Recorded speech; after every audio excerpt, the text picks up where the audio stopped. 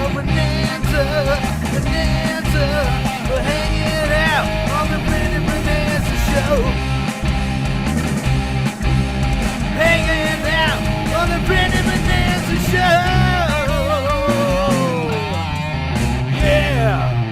Yeah, what's up, everybody? Welcome back to another amazing episode of the Brandon Bonanza podcast. Might not be the best darn show on the internet, but it's close. I'm so excited today. We're going to be continuing our propaganda discussion that we've been having over the past two episodes. But today we're going to have a focus, which is the movie Full Metal Jacket. Came out in 1987. And, we have a lot to say about that. I was in the Marine Corps. Joe was in the Army, but he was in infantry. So, and Jeff is a very astute observer of world affairs. So I'm sure he'll have a lot to add to this. But before we do that, I'm going to bring up today's quote. Today's quote is from Crazy Earl. He's a character in Full Metal Jacket. He says, "These are great days we're living, bros. We are jolly green giants walking the earth with guns. These people we wasted here today are the finest human beings we will ever know. After we rotate back to the world, we're going to miss not having anyone around that's worth shooting." Bum, bum. Speaking of propaganda, huh? Where all those people are worth shooting, you know what I mean? So what's up, guys? Welcome back to the Brandon Bonanza show. Jeff and Joe, how you guys doing today? Pretty good. Try not to get sniped out there, Jeff. It looks like you're in the middle of some poppy fields. I wish. I wish. It'd be funny if you had like a true green screen, because then your head would disappear, because you're I don't know if you've ever seen that happen before, though, when people wear green in front of a green screen. Anyway, I think we could start today. I'll give a little bit of a synopsis of the movie, and then maybe kind of tell little stories about what we remember about watching the movie and maybe how old we were, stuff like that, because I think that has a lot to do with how it affects people. But quick synopsis of the movie is it's around the Vietnam War, and the characters are United States Marine Corps soldiers or whatever. I guess soldiers is Army. How would I do that? And I'm a Marine. Oh no. They're troops. They're members of the United States Marine Corps, and the first half of the movie, or about the first hour, is all about boot camp. It shows the main character, the couple of main characters in boot camp being trained for life in the Marine Corps and being trained to go to Vietnam, really. And the second half is those characters, or some of them at least, in theater in Vietnam. And that part is a little longer. That part, I mean, both parts are really movies unto themselves.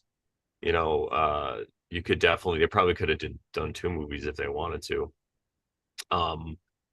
And so it really follows the life of one main guy's name is Joker. That's what they call him. And he goes to the boot camp, goes to the Marine Corps, and somehow gets to be assigned to be a journalist.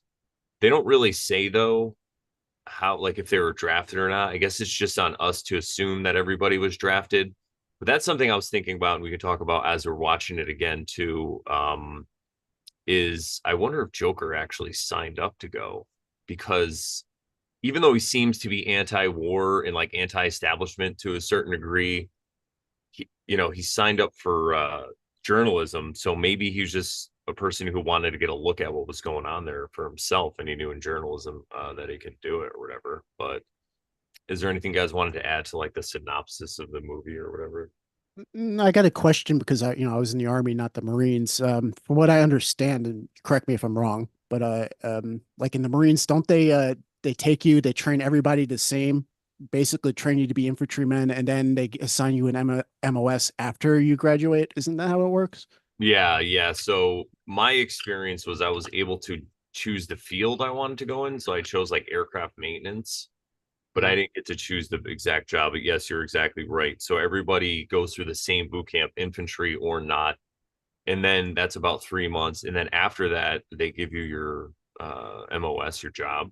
You get Mhm. 10 days of boot camp leave. So you get to go hang out with Susie J. Rottencrotch for 10 days.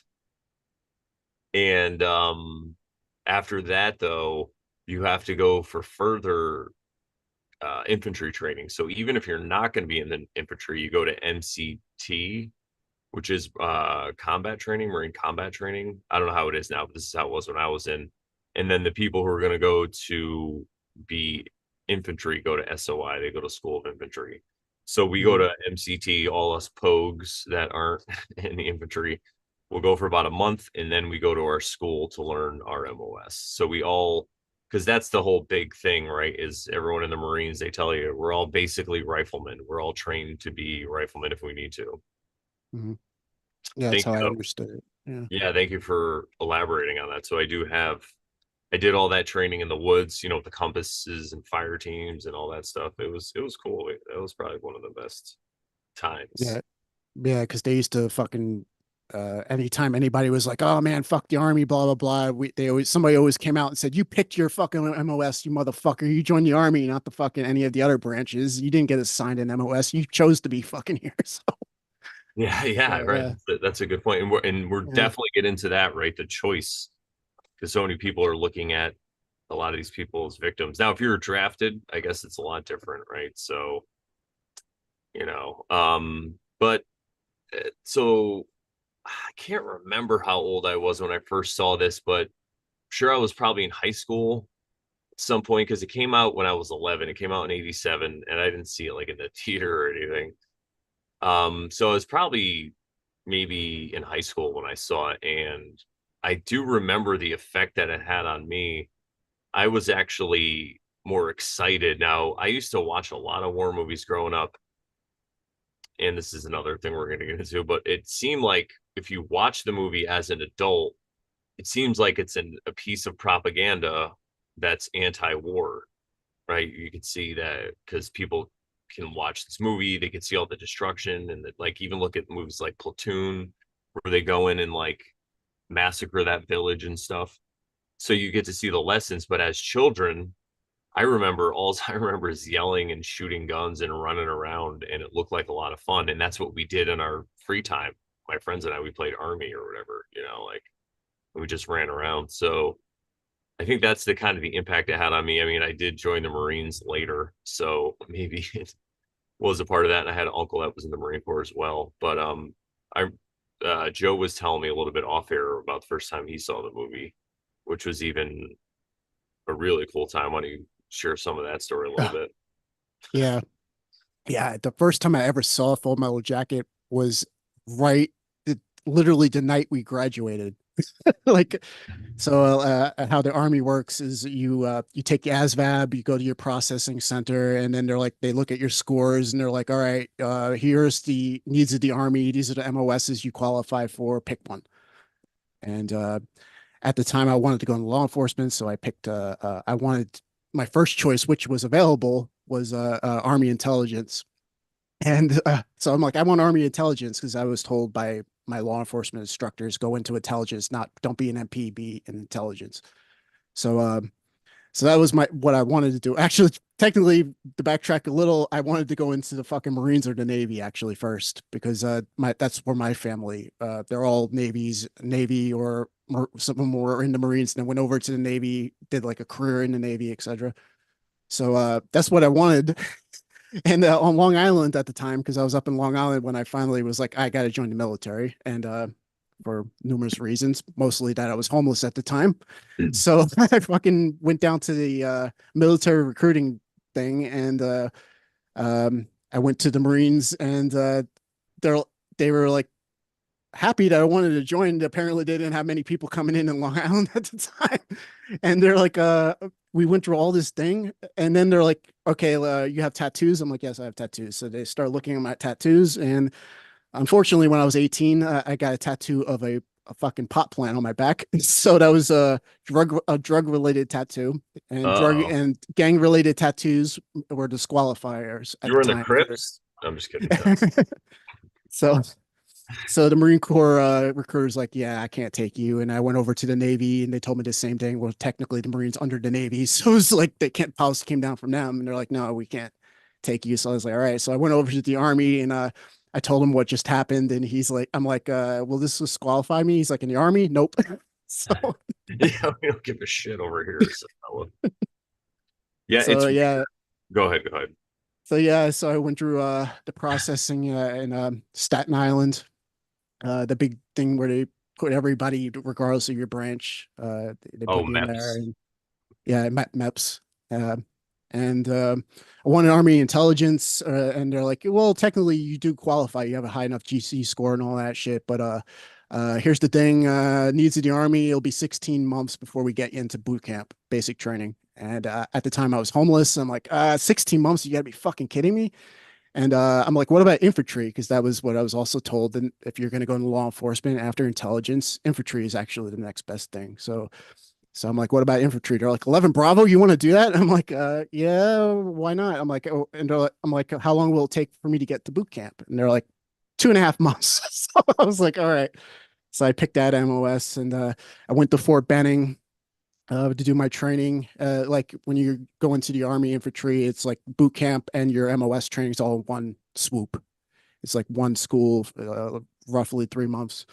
And so I went through it on graduation. Most of my company jumped on a bus and went to their duty station, which is various bases around the U.S. But there was 20 of us that got from the whole company at large that had to be stationed overseas. So we had 2 days before our flight. So basically, they're like, all right, you're stuck at Fort Benning for a couple more nights. Just be back at Fort Benning for formation at a certain time, show up for formation in the morning before you leave the fucking base. And that's it. But so at that night when everybody graduated and the rest of us were still there and all the drill sergeants were still there, um, the drill sergeants are like, before dinner chow, hey, privates, do you want to watch Full Metal Jacket? And I've heard of the movie, but I'd never seen it yet. I've only heard like from pop culture about Gomer Pyle and all that because of what happened in the movie. Um, so we're like, all right, so we're watching Full Metal Jacket. What are our drill instructors that we just went through 3 months of hell with? And we're watching this movie and we're all watching it like a dark comedy, like the drill sergeants and the privates alike. We're all like laughing and we think the whole boot camp thing is funny in the Vietnam start. It's like a dark comedy to us. We're not looking at it through the eyes that most people would be watching it through. And the drill sergeants were all joking with each other. I'll never forget this. They're like, which one of us is more like fucking Sergeant Hartman for the movie? And all the drill sergeants are laughing with each other, and they all voted and picked my lead drill instructor for my platoon. Yeah, he's the most like Hartman. The motherfucker did sound and look just like the gunny from the fucking movie, just like him, like just as mean, just as vicious, like so we all the privates also agreed, especially the ones that were from my platoon. Yep, that's about right. That's that guy. Yeah, and out of all the movies I've watched my whole life, I would have to say Full Metal Jacket is probably the closest to the actual military experience, especially the boot camp. I wasn't in Vietnam, so I can't really comment too much, but there's a lot of parallels between my deployment in Afghanistan and what happened in Vietnam. So there's a lot of truth in that movie. So um, when I watched it again like a month ago, I reached out to Brandon. I'm like, look, man, I haven't seen this movie in fucking years. I'm picking up all this shit I didn't pick up before. Like, and us three were doing the propaganda series at the time as well. So me and Brandon got to talking. And we thought this show would be a good idea. So it ties in perfectly to the propaganda series we've been doing. And I wanted to talk about that as well as try to get rid of some polarizations out there and try to give a bigger worldview, a different paradigm that might not make sense to a lot of people, but it's true nonetheless. And so, yeah, we're doing this episode today, and I don't remember the initial question, so I'll just turn it over to you.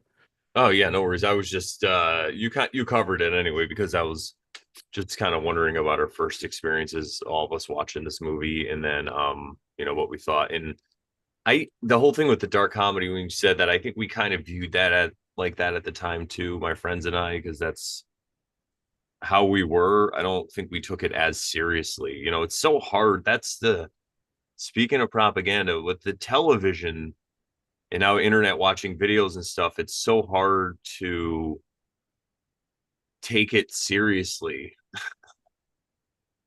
So you see this violence on TV, it's not real, so it doesn't affect you in that way. But at the same time, I feel like it is also desensitizing people to actual violence. But what about you, Jeff? When you saw this movie, right? We didn't just Yeah, I think I was about 18. Um, I watched it several times. Or was I younger? I was thinking, I don't know. Initially, I wanted to go to the army because my father was in the army for quite some time. My brothers are both in the army now, I in guess. Germany in the army, Nah, U.S. one is a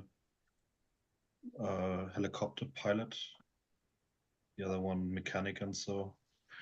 And yeah, so I wanted to go, but had a nearly fatal car accident when I was 16, and my leg got mangled a bit, so I couldn't get into, or I probably could have gone to the army, but I didn't want to do some shit job. So, and I was how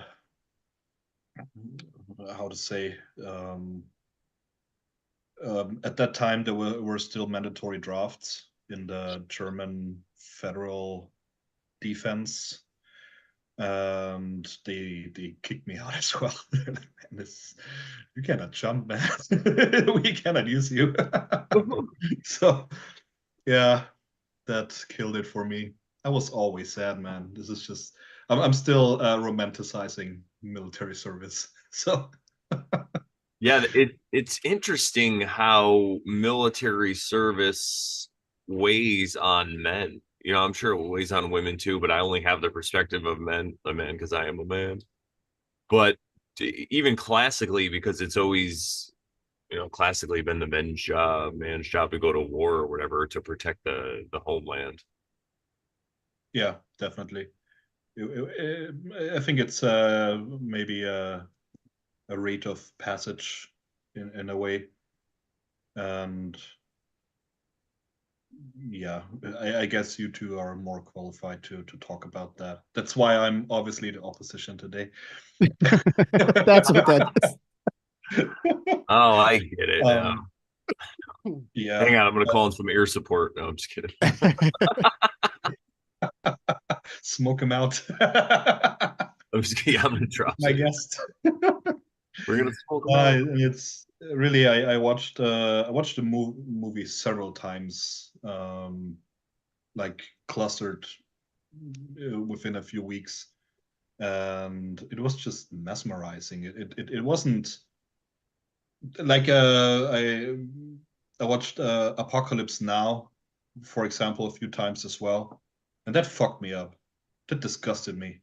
But Full Metal Jacket, that's so comic, it's like the full movie is like the song that they sing in the end about Mickey Mouse. It's just so surreal and slapstick and all these things where they have this dark humor, and then even when the first half the boot camp culminates in the famous scene.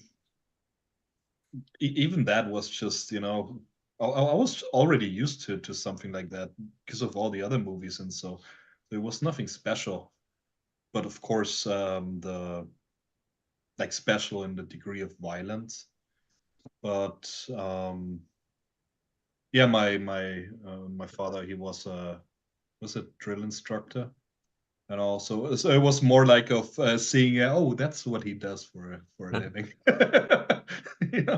It was more like that, kind of removed, not understanding what it means really. But Yeah, yeah, I could see that 100%. I like what you said though about the rite of passage, because I feel in our Western civilization, we are really missing the rites of passage. The closest thing we have to it, I think, other than the military, but for younger men, is like the Boy Scouts, which is something that I did. I was part of the Boy Scouts for a while. I was a Cub Scout and a Boy Scout.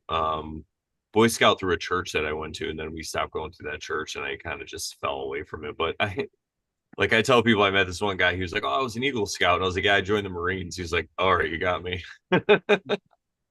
So, Yeah, but um, traditionally it's been like the Boy Scouts, has it not? That is like the entrance level before you would join the fucking service, traditionally 100%. speaking. Yeah. I learned how to march in the Boy Scouts because their scout leader was in the National Guard, I think. So he taught us how to stand in formation and march, and that stuff really came in handy because I felt like I already knew what I was doing. It was so crazy because when you get to boot camp, I mean, and I think I could talk about that a little bit too. But it's so disorientating, and they're just yelling all these things to try to tell you to do. And so like Joe said, he went signed up, and I signed up in the delayed entry program. So I was signed up about almost a year before I went in. So I went to these monthly meetings, and they would show you how to kind of do that stuff too. But it's pure chaos, I think, when you get there. And that's what I wanted to get into really next, was the psychology of boot camp. And really what they're doing is they're trying to get young men mostly, ready to face a combat situation. And they're taking men from a first world society that are really pampered and have it really easy. Not everybody has it easy, not everyone's pampered. Some people live in war zones right here in the United States. So, but most of the men are pretty soft, I would say, compared to the quote unquote enemies that they'll be facing in the field. And if you think about it that way, like people in Vietnam, or people now, we'd say Afghanistan or Iraq or in that region, a lot of those people grow up, I would say, especially in Afghanistan. I mean, I haven't been there, but from what I hear, they probably grow up with this mentality of being a lot harder than the young men that are over in this country or in some of the Western countries, Mhm. the way they grow up. So they have a really tall order to fill. These drill instructors, the Marine Corps, the Army, or the military themselves.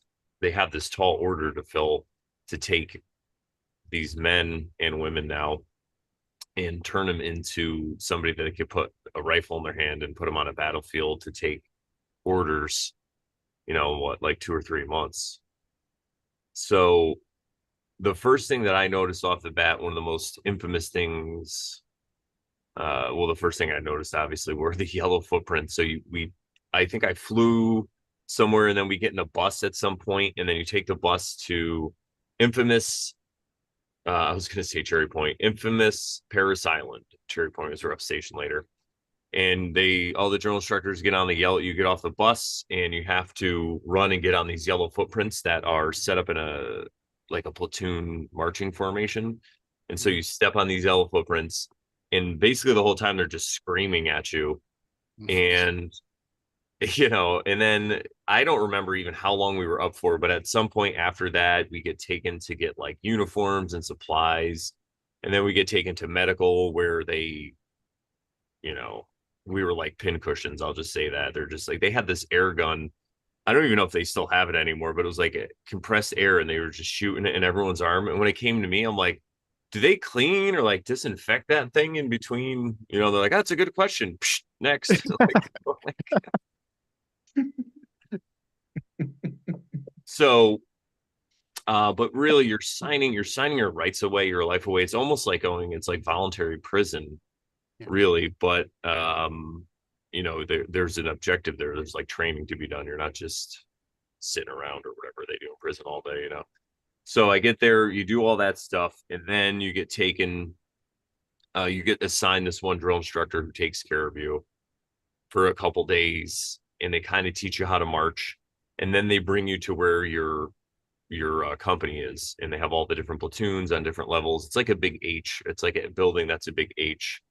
And on each of the side wings, that would be the legs of the H, and the top part are where the squad bays are. And I think they're 3 levels high. And then that connecting H thing is just like a hallway over to the other ones. And that's where the bathrooms are also on each side. And in the courtyard of the H's is the infamous sand pit. Each one has a giant sand pit where we get yelled at, and have us go do push-ups and all kinds of stuff. But so I think it's receiving is that first week. That's what it's called. And after receiving, you get dropped off to your platoon, and that's really when it gets nuts. They have you go in there and you're standing at attention, lined up, and it's just like you see in the movie Full Metal Jacket. There's people lined up, and the drill instructors go in between. But what they do is, I think they have every drill instructor from the company there. So there's probably like 30 or something drill instructors, and they're just in there screaming at everybody, telling you what to do, this, that. And it's the first part where you're like in the shit. And I was told about that. So I already had an idea of what was coming. A friend of mine, or a guy I met that was going in at the same time, he was from Connecticut too. His friend had just gotten out. So he told us exactly what to expect. So he told us just to stand there at attention, and yell your responses back as loud as you can, and they'll leave you alone. And that's really the experience that I had. I mean, obviously they didn't totally leave me alone, but they didn't really pick on me like they did some of the other people, like Private Pile, right? And that's something we're going to talk about a little bit. But so it really reminds me of a lot of stuff we talked about when we've done episodes on cults and stuff like that on certain shows that I've done. And I know Joe knows what I'm talking about. But the first thing to do is shave your head. I forgot about that. So they totally shave your head, and then they do all these things, and they shave it. I think every week you have to go there, and you just sit down in the chair, and and I have the mole on my head, so I always have to point to it, like, this recruit has a mole, because that's another thing in the Marine Corps. You can't refer to yourself in first person.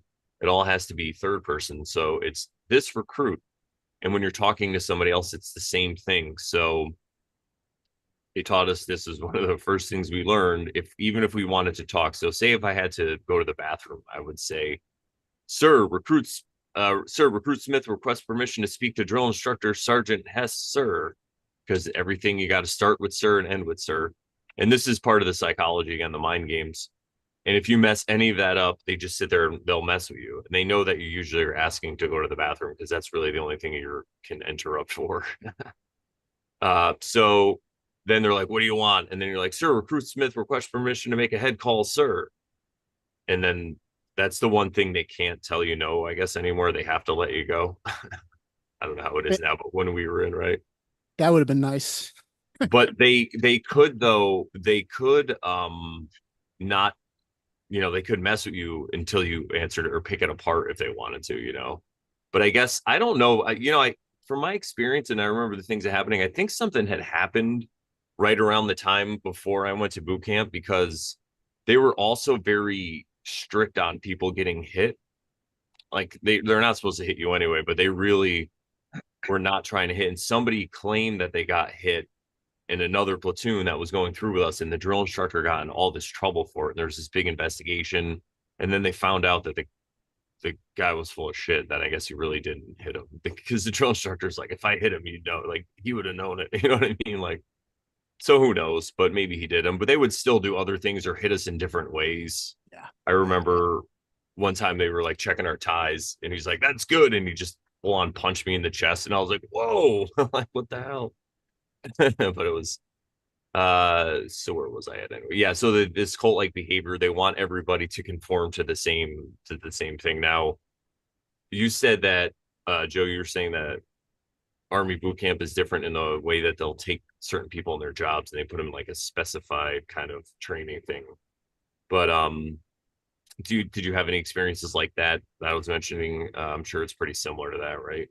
Pretty much the same 100%, except the terminology. Instead of saying sir, yes sir, it's yes drill sergeant, yes drill sergeant. So it's other than that aspect, it was all pretty much the same experience for me.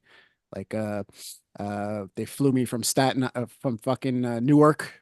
I was in Staten Island at the Maps. They has overnight at a Hilton, and then they put us on a plane to fucking Atlanta and Fort Benning, where they do the infantry training, as well as that's where Ranger School is, as well as Airborne School is in Fort Benning, which is in the swamps of Georgia. It's like a couple hours, I guess, south of fucking Atlanta. And yeah, I remember getting there in the middle of the fucking night, and the same thing, yellow footprints to get you all fucking lined up. You actually posted a video of where everybody's like filling out their paperwork like right after they arrived. We had it was like crazy to me because it's like literally I was like looking at, even though it was the Marine Corps on Paris fucking Island, it was everything's the same. The buildings are the same. That room with the bricks are the same. The yellow, everything's the same. So it was yeah, they have you on the yellow footprints and they're yelling at you, blah blah blah. Actually, that's not even the bad part because that's just processing. They're just getting you into the army, fucking doing all the paperwork, giving you your fucking equipment, all that kind of noise. And then I remembered they're like, all right, time to go to bed. It was like 3 o'clock in the morning in process. um, uh, yeah, it was like 2:30, 3 o'clock in the morning. And literally, I laid down in my bunk an hour later. Get up. Like, I'm like, fuck, I haven't even slept yet. And yeah, and then you're in processing. They bring you to get your head shaved, like um, which is the moment where it kind of really set in for me. Like in the beginning of Full Metal Jacket when they're getting their heads shaved, like that's such a great way to open the movie because that's when it hit me, man. When they started shaving my fucking head, like I was like, oh my god, like because we had like these civilians that would shave our head, and this big black guy manhandling my fucking head around, shaving it, and and then you go back to process. I think I was in processing a week or two, something along the line, maybe 10 days. And then the same deal, they march you to your company. And they that first day where you get marched to your company, that's when the yelling starts. That's when that's because you think you get yelled at in processing. That's they're treating you pretty easy in processing. And Yeah. yeah, so they march you like to your fucking to your company, and they do something in the army, at least in Fort Benning, called the Shark Attack, where they all start like simulating fucking like explosions around you and those air guns and all that kind of shit. And there's all this explosions going, and they're yelling at you to run across this field. And then you get there, and like a truck brought all your fucking equipment and these big green bags, and they dropped all these green bags like right before the same deal like you're describing is the same thing with the bays, like the buildings are like stacked up in a certain fucking way, and then at the very bottom we don't have a sand pit but there's like concrete where you do your formations and shit. And yeah, so we're there at this area, and they're like, oh, get your bags, and your bags all have your like they have you write with like a permanent marker, your like your last name and your company that you got assigned to, and you're like everybody's like digging through this big pile of green bags, and then every 2 minutes they start they tell you to stop, fucking get on the ground. They start smoking you, screaming at you, fucking. Then they tell you get up. You have 2 minutes to find everybody to find their bag, which is impossible, like literally impossible. It's a whole fucking company of fucking bags, fucking piled up on each other.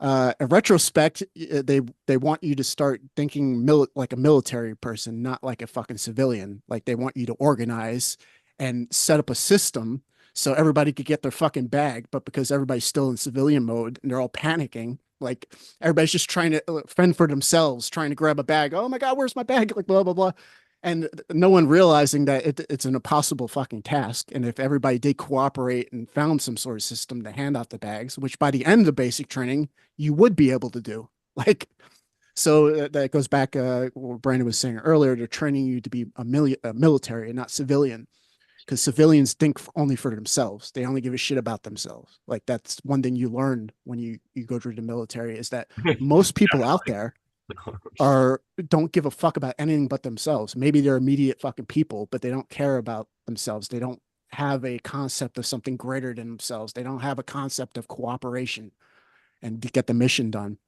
And you see that very clearly on that first day when they're doing their shark attack. Because literally that what could have been like, I don't know, 15 minutes. Yeah, you're gonna get smoked, but everybody could have got their bags turned into like a 6 hour fucking ordeal where you're just getting constantly smoked because no one can figure out. Let's establish a system to hand out the bags instead of acting like a bunch of animals and running and trying to figure out where your bag is, which is impossible. There's hundreds of fucking bags. Like, so so yeah, then there's that, and then like literally the first month, at least for me, is just like the beginning of Full Metal Jacket, where he's running up and down, belittling you, talking shit. I guess since the '90s, they weren't allowed to hit you like in back in Vietnam, they could openly fucking hit you, but they still have their little fucking tricks. And I got my head slammed into the fucking concrete at one point because he didn't. They figure out ways like plausible deniability. Like for instance, when he threw my head into the concrete, I was doing sit-ups and I forgot he was pissed about my PT card or something. Apparently, I had the wrong PT card or something. I don't remember, but I was trying to explain myself while doing sit-ups. What the fuck is this?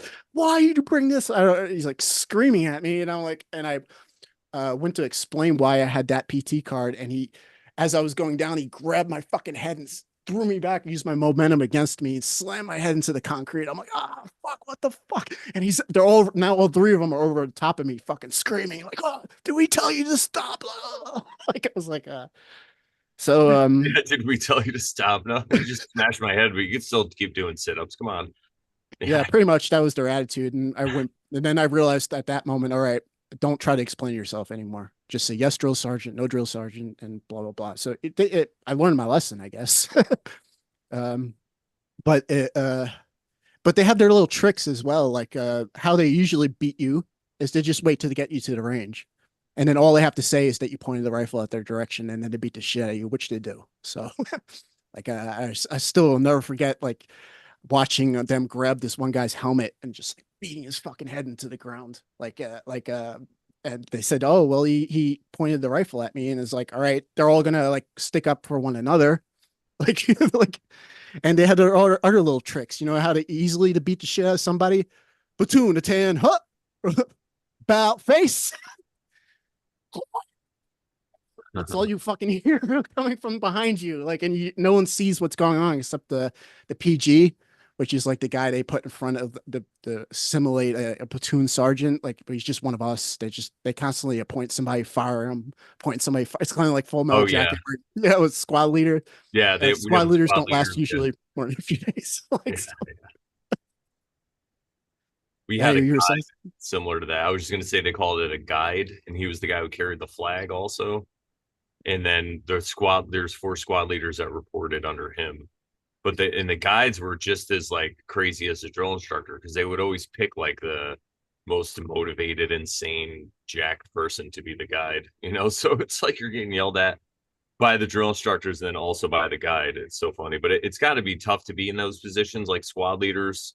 And this goes into psychology too, because you also get ostracized from the rest of the platoon as a squad leader or as a guide or what you were saying, because they're the first ones to get yelled at or get in trouble. Now you see that in Full Metal Jacket when Gomer Pyle messes something up, and I believe the gunnery. I think that's how it goes down. The gunnery sergeant's like, "Who's your squad leader?" And he's like, "Private Snowball." So he's like, "Private Snowball, get over here." And he runs over. He's like, "You're fired." Yeah. And oh no, I'm sorry, I messed up. So this is something I wanted to talk about also anyway, but so to go back to the squad leader guide thing, then I'll come into that. But you're as a squad leader or guide, you're just extra responsible for everybody that's under you. So the drill instructors ride them even harder. And so then they have to be jerks to everyone else. So everyone else starts to hate them too. And it's not like the drill instructors are going to be nice to them. So those people really get isolated. But I obviously everything that happens there, and you don't realize it when you're in it, but it's all for a reason. There's a reason that they do everything that they do. I mean, sometimes it's because they're psychopaths. I have a really funny story. I saw one of the drill instructors. We were doing the part where we have to rappel down a wall, and it's like an all-day event, and because most of the training they have us broke up into just our platoons, and the platoons do the training, and sometimes they're together, whatever. But this one was like a company-wide thing, so there's tons of people there. And I was done early with my things, so I was just kind of standing around helping out, doing stuff. And I watched one of my drill instructors walk over and kick this because we're in South Carolina. They have these fire ants, and they have these nests that are just like big piles of sand. So he kicked one over and got him all pissed off. And then he just stopped this random recruit. He's like, "Get over here." And he wasn't from our platoon. And he had it so the guy was standing on top of the ant nest, but the guy didn't know it. Because you're just looking straight ahead, and he just started asking him random questions, and the guy just starts like, he's like, "All right, get out of here." And I actually called him out on that because the last night we're there, where they let us ask questions and stuff the night before graduation, and it ended up being that we were with that drill instructor because we get 4 in each platoon, so we were with him for the night. So he's like, yeah, whatever you want to ask me or whatever. And I asked him about that, and he's like, you saw that? He's like, yeah, sometimes we just like to fuck around with other, he's like trying to backpedal. I don't remember. It was like 20 years ago, but I do remember calling him out on it. But yeah, back to the psychology. Like I said, they're really just trying to take people and hammer them into somebody that will listen. And the biggest tool that they use that I've noticed, I'm sure we all noticed, and you see it highlighted so well in Full Metal Jacket, is this group punishment idea where everybody gets punished for the actions of one person. And it ends up in the movie where they end up attacking Private Pile because of this, because he's like the real shitbag. He's holding everybody back. They find a jelly donut, just like I put in the artwork for the show. Oh, I don't know if did I show you, Jeff, the artwork for the show? Did I share it with you? Oh, I haven't seen it yet. Oh, here, I'll pull it up as I'm talking. So they have this jelly donut scene where everybody gets in trouble. And when you're in it, you feel kind of like a victim. You're like, why are they doing this to me? What the hell? I didn't do anything wrong. It's this guy who screwed up. But later, and I wrote this in my book as well, Shadow Worked. You can get it at shadowwork.com. And there's a link below here, everybody, if you want to check out, you can get the PDF. And, I said I wasn't a victim. Like, I signed up to go be in the Marines, and they would be liable if they didn't teach me how to be at least functional in some kind of combat zone, or to know, if I just went through and it was like an easy kind of training, a case could be made that I could probably sue them for not proper training or whatever, right? So all this stuff they do, there is a method to it. You might not agree. So this is the artwork that I've got a nice picture of Gunny Hartman up there. Good old Ermy Lee with his jelly donut, with Private Pile's jelly donut. But if either of you guys want to weigh in, I mean, Jeff, you haven't really had a chance to talk. So if you want to weigh into about what you think about this whole training process, we'll call it. Yeah, I mean, there are a lot of things that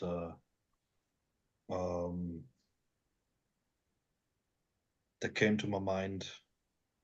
The one thing when you started out, I would say the realization of the core spirit.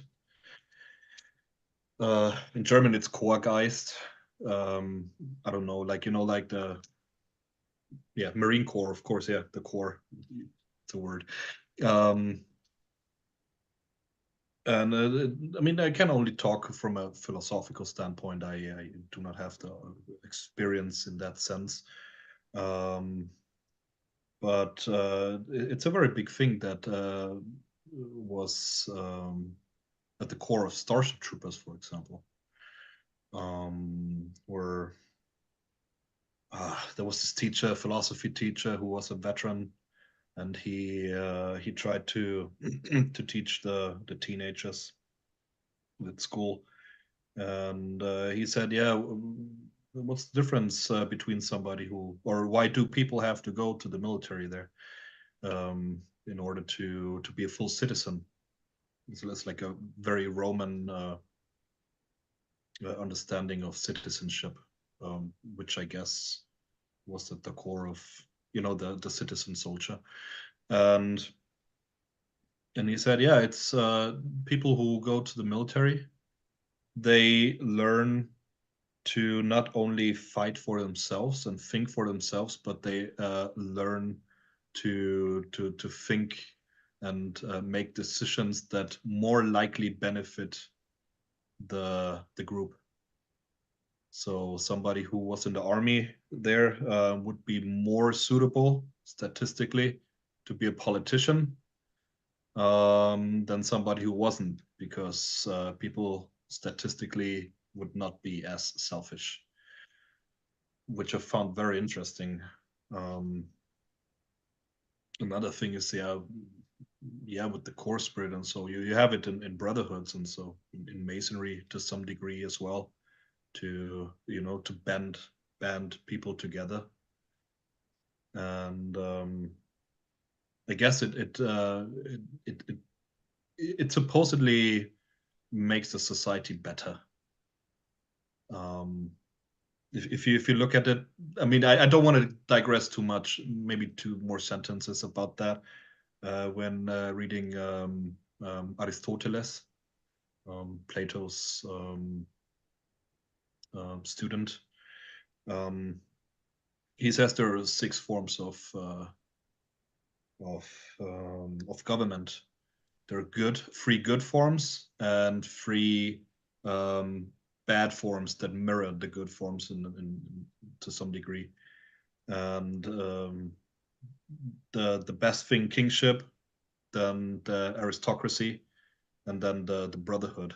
And the brotherhood is the worst of the good forms of government, and then the bad mirror image of the brotherhood would be democracy. So because people who go into a brotherhood, they pledge to be part of the brotherhood. They sign up for it, and then they have a certain core spirit. People who are in democracy don't, because everybody can just, there's nothing required of people. And I found that very interesting, kind of resonated. Yeah. Yeah, the esprit de corps. I love that you brought that in. Thank you for bringing that in. That was awesome, because that's, the Marine Corps. We're a band of brothers, as they tell us. And even if you see, like, when I tell people I was a Marine, if they were a Marine, I instantly have this credibility with them. It's so crazy because, you see the way I look. So you never know. What am I, some dirty hippie? But as soon as I tell, like, someone, if I'm dealing with them, I was like, yeah, I was in the Marines, like, it just changes everything. They're like, oh, okay. So it's great. And the same thing, I'm sure, with Joe. If you, well, he's since Joe lives in Germany now, it might be a little different. But when you're here in the US, at least, if you tell somebody you're a veteran, or if you're Army, especially if you're infantry and stuff, you do get this automatic respect, or people just kind of look at you a little differently, I guess. Not everybody respects you, I guess, but most people do, especially here. I think there's a lot of propaganda, we'll say, that tells you that you have to thank people for their service and be really nice to veterans and stuff like that. Because, there was one war where we weren't, and this is the war we're talking about, Vietnam, right? This is the one war where American soldiers didn't come back as heroes, but now, no matter what we do, it feels like we have a blank check now in the US, and now everybody kind of has to stand behind what we do, or at least thank the veterans. Where I tell people, you could separate this. You might, like, I disagree with the wars that the US is currently involved in right now, but I don't hate the people that are in the military. I'm one of them. I could see how you end up there, and I think that, as we were saying, it might even it could make you a better person if you're really somebody that's not into working on yourself. The Marine Corps or the military will do it for you. They will give you some discipline, and they will. There's things that I still do to this day that I learned in boot camp. Like, when I sit down to eat, I put a napkin on my lap, and if we didn't have one of those, if we didn't have a napkin on our lap, we could be dirty, like muddy, but we still have to put a napkin on our lap. That's another thing we get screamed at for. But just little things like that. And I don't know where I was going with this ramble, but what do you think, Joe? Psychology of boot camp. What do you have to add to what I was saying? Yeah, I mean, there's lot to it. I mean, the first aspect is, like I was explaining earlier, is you got to start thinking like a collective, and not like, you got to get out of that selfish mode, which for the most part it does. Most people do become more collective oriented, for lack of a better term. There are a couple shitbags that still make it through graduation, that are always going to be the way they are, regardless of any fucking propaganda or training that they tried to beat that out of them. It doesn't work 100% of the time, but for the most part, it does. Um, it gives you like kind of like a brotherhood. something I never really had much in my life. It gave me somewhere to live in my particular situation. Um, um, yeah, I mean, thinking back about the position I was in when I joined, as well as knowing a lot of the other people who went through training with me, as well as people I knew when I got to my unit and all that, is a lot of people have very similar fucking stories. It's very common to join the military after you breaking up with a woman, for instance. That's very common. Like that's you always see that stereotype in the media. That's true, man. No, like there's a lot of people that joined because they thought their life was over because their high school sweetheart was gone or whatever. Um, I wonder if a lot of the people. military, I'll jump in real quick, that somehow the military on a certain level like funds propaganda for women to like break up with their men. So, What?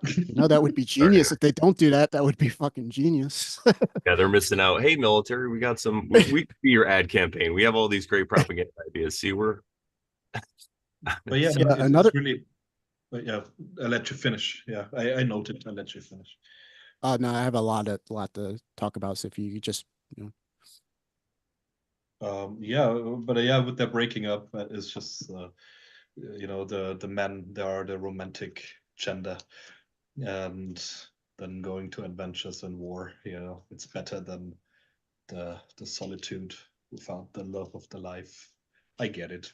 Yeah, yeah, war that is not adventure life. thing, right? That's really where they get you because going back to the coming of age thing, there really is no coming of age thing that men go through.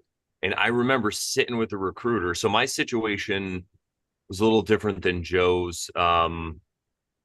I realized I was after high school. I'm like, I got, my dad's like, you got to go to college or the military, son. He's like, you can't stay here. Like, he must have known. He must have had a manual on INTPs and he just didn't know it. Best thing to do is tell me I had to get out, right?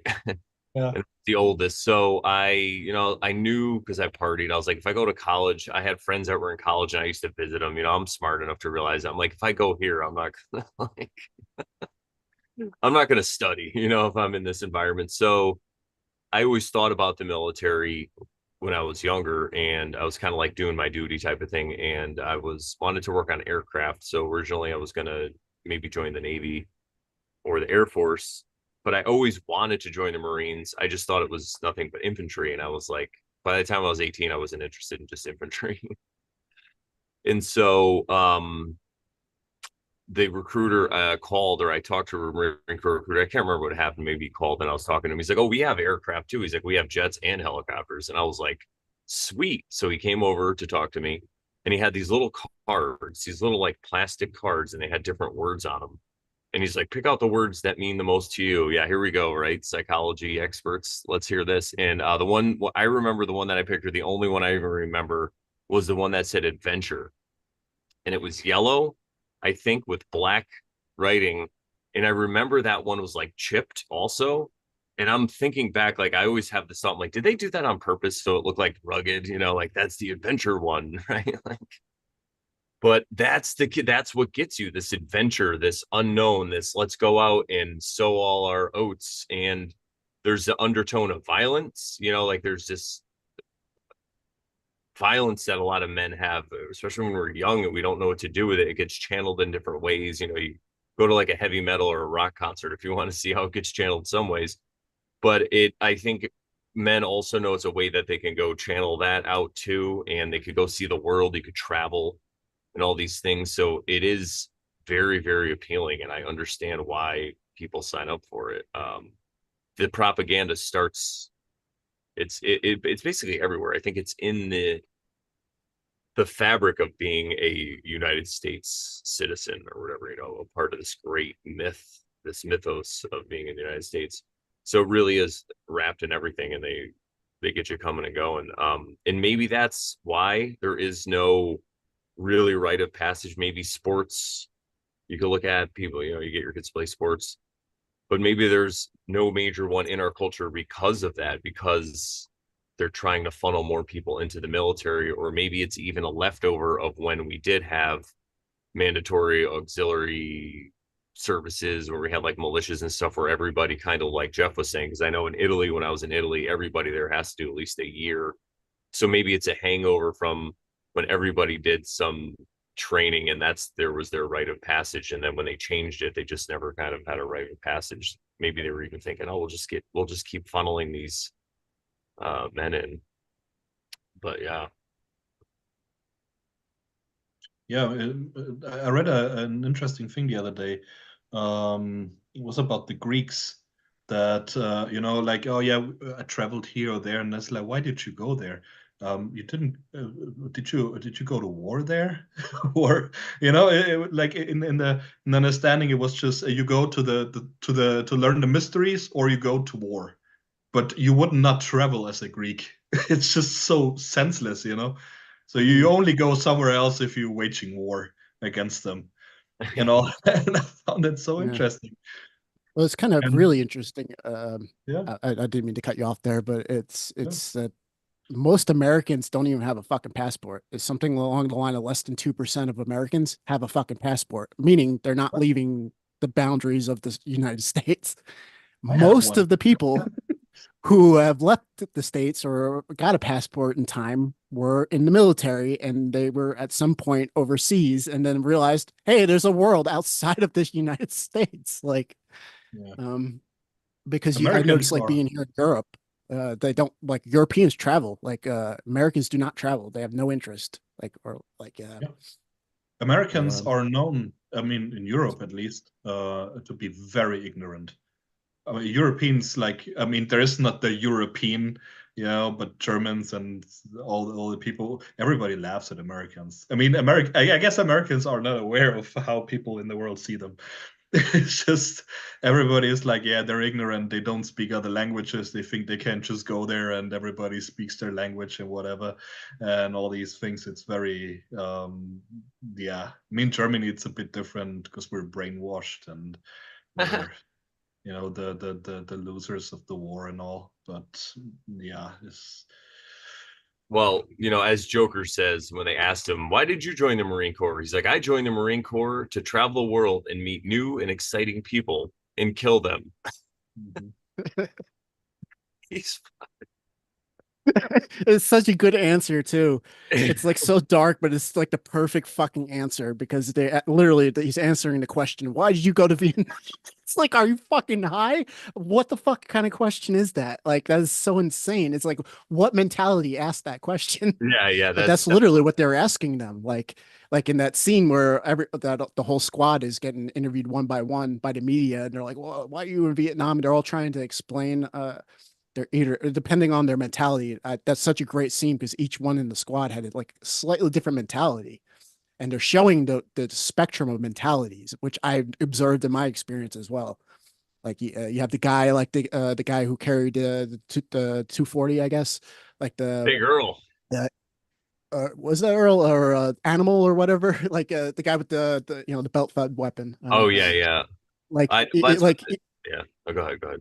Yeah, like that mentality you see in an infantry squad. There's like one guy. There's always one fucking guy. It's all business to him. Like and he's an excellent fucking soldier.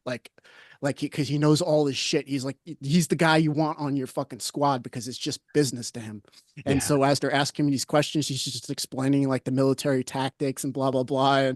And then it goes to the next guy who's kind of confused why he's there. He's like, I don't know why we're helping them. They don't seem to they want any help, blah, blah, blah. There's always those guys. And they get to Joker, and that was his answer. He's like, well, I wanted to travel the world and meet ancient cultures, get to know these exciting people, and then kill them.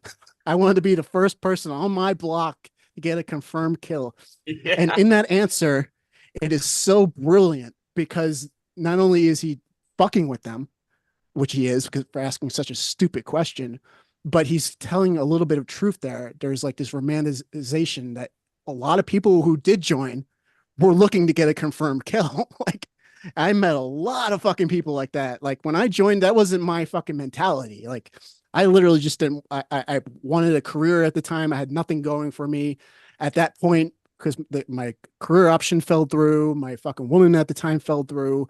My family kind of like wasn't there to help. I literally found myself homeless, and I was like thinking back to when I was going through law enforcement training. There was so many veterans that were trainers, cops and stuff that were were veterans, and they all would tell me, "Why are you here? You're so fucking young. Go join the fucking military. Go join the military." But I'm like, I don't want nothing to do with the military because I was never one of those guys that wanted to be in the military. I never wanted it. Like, it was just when I found myself in that situation, I had this mentality going on at the time.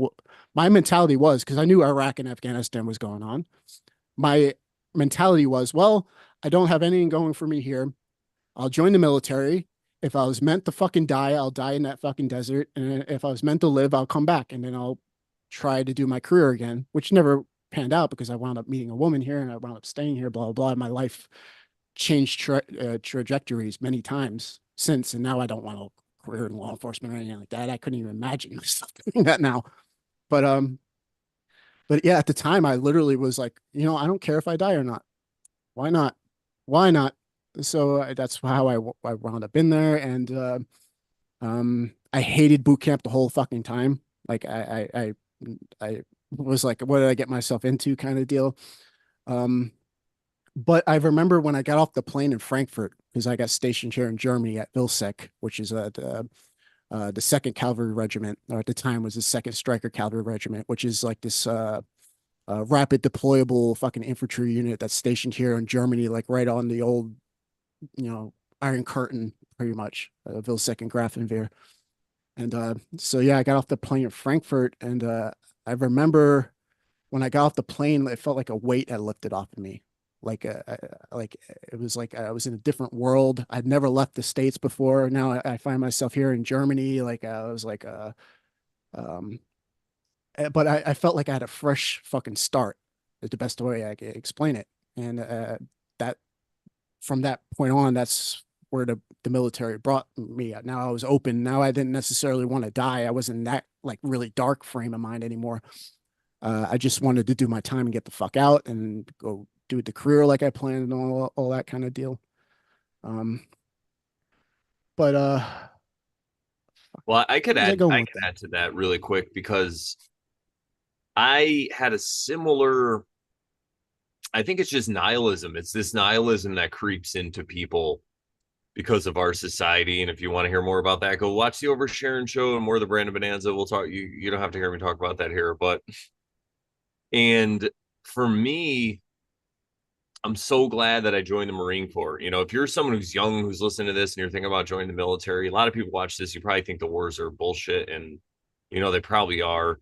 But it's still, I think, could be a valid way to get out of your situation and to get into a better environment if you just know enough things. And if you can get into the Air Force, get into the Air Force. Yeah, the chair force, as they call it. Air Force, everybody, because I was on a chair force base. And let me tell you something, I was sleeping in a tent and everybody else was in barracks.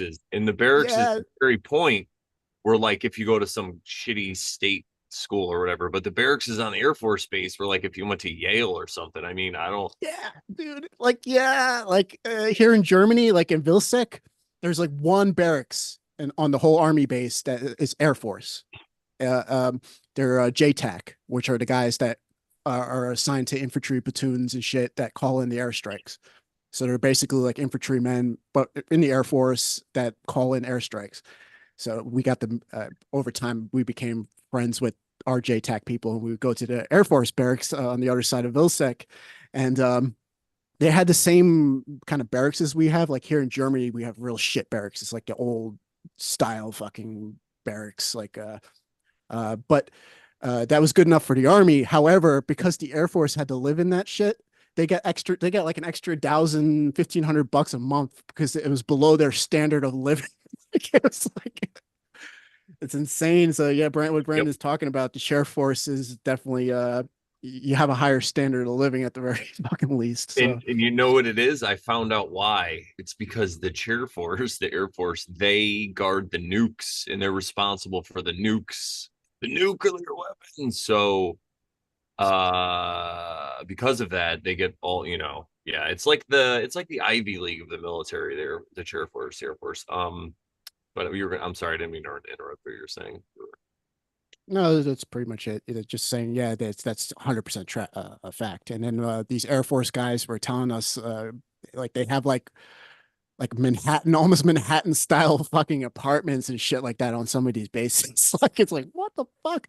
I mean, even in the army, if you were like stationed in the States, you would have better barracks than say we have here in Germany. Like I said, we have like these old Cold War fucking like true military fucking barracks here in Germany still, at least in Vilsec. So um but Think of all the they men who passed through those barracks. Isn't it crazy? Like yeah, right? all the stories they were told and all the They're from Prussia still. They're like really, really old, like pre-termination. Some of that's them, what I'm saying, brick right? Yeah. buildings. That's the the Prussia. Prussians from Yeah. the very, very eastern part of what was the German Reich, and then they conquered everything because they like more Prussian soldiers died from their superiors' hands than in war. It was very rigid, and that's they were also called like the machine men. And all it was, military is yeah, it comes from Germany. Definitely. Well, actually, to a lot of them, because I don't think it's debatable. The U.S. does have the biggest military the world's ever seen, allegedly. Definitely, there's no all the militaries put together are not even close to the ability that we have at this point. The way the world has unfolded, especially after the Second World War. But I forget where I was going with that though. I'll turn it over to you guys. We'll come back. Some of the barracks and so you said like the Prussian stuff or so. Oh yeah, yeah. So much of the stuff that has built up the U.S. military to be the fucking well, I don't even know the word, the mom, like this huge fucking entity. Like a lot of it was taken from the Germans. Even the idea of a blitzkrieg. Like I had a platoon sergeant that was an expert in like military history. That's all this man lived and breathed fucking military, dude.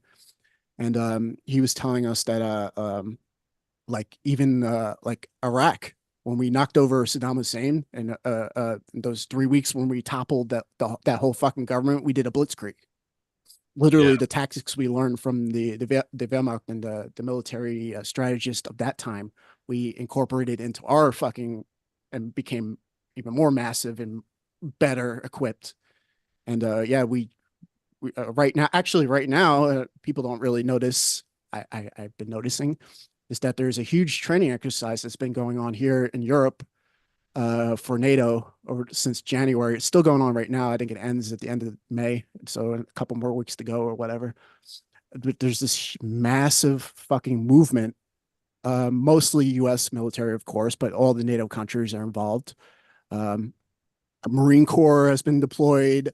These infantry units here from Germany have been deployed onto the fucking line, Air Force, and then all these NATO countries. And literally, they have established a line here in Europe between us and Russia. And they say, well, it's just flexing a muscle towards Russia or whatever. But nothing has been going on like this since the 80s. And it's pretty much media blackout for the most part, unless you're tracking this, which I kind of sort of pay attention to. Like, it's kind of hard to ignore it because I have a base 40 minutes from here. So we have military helicopters flying over Regensburg all the time, bringing people to the clinic.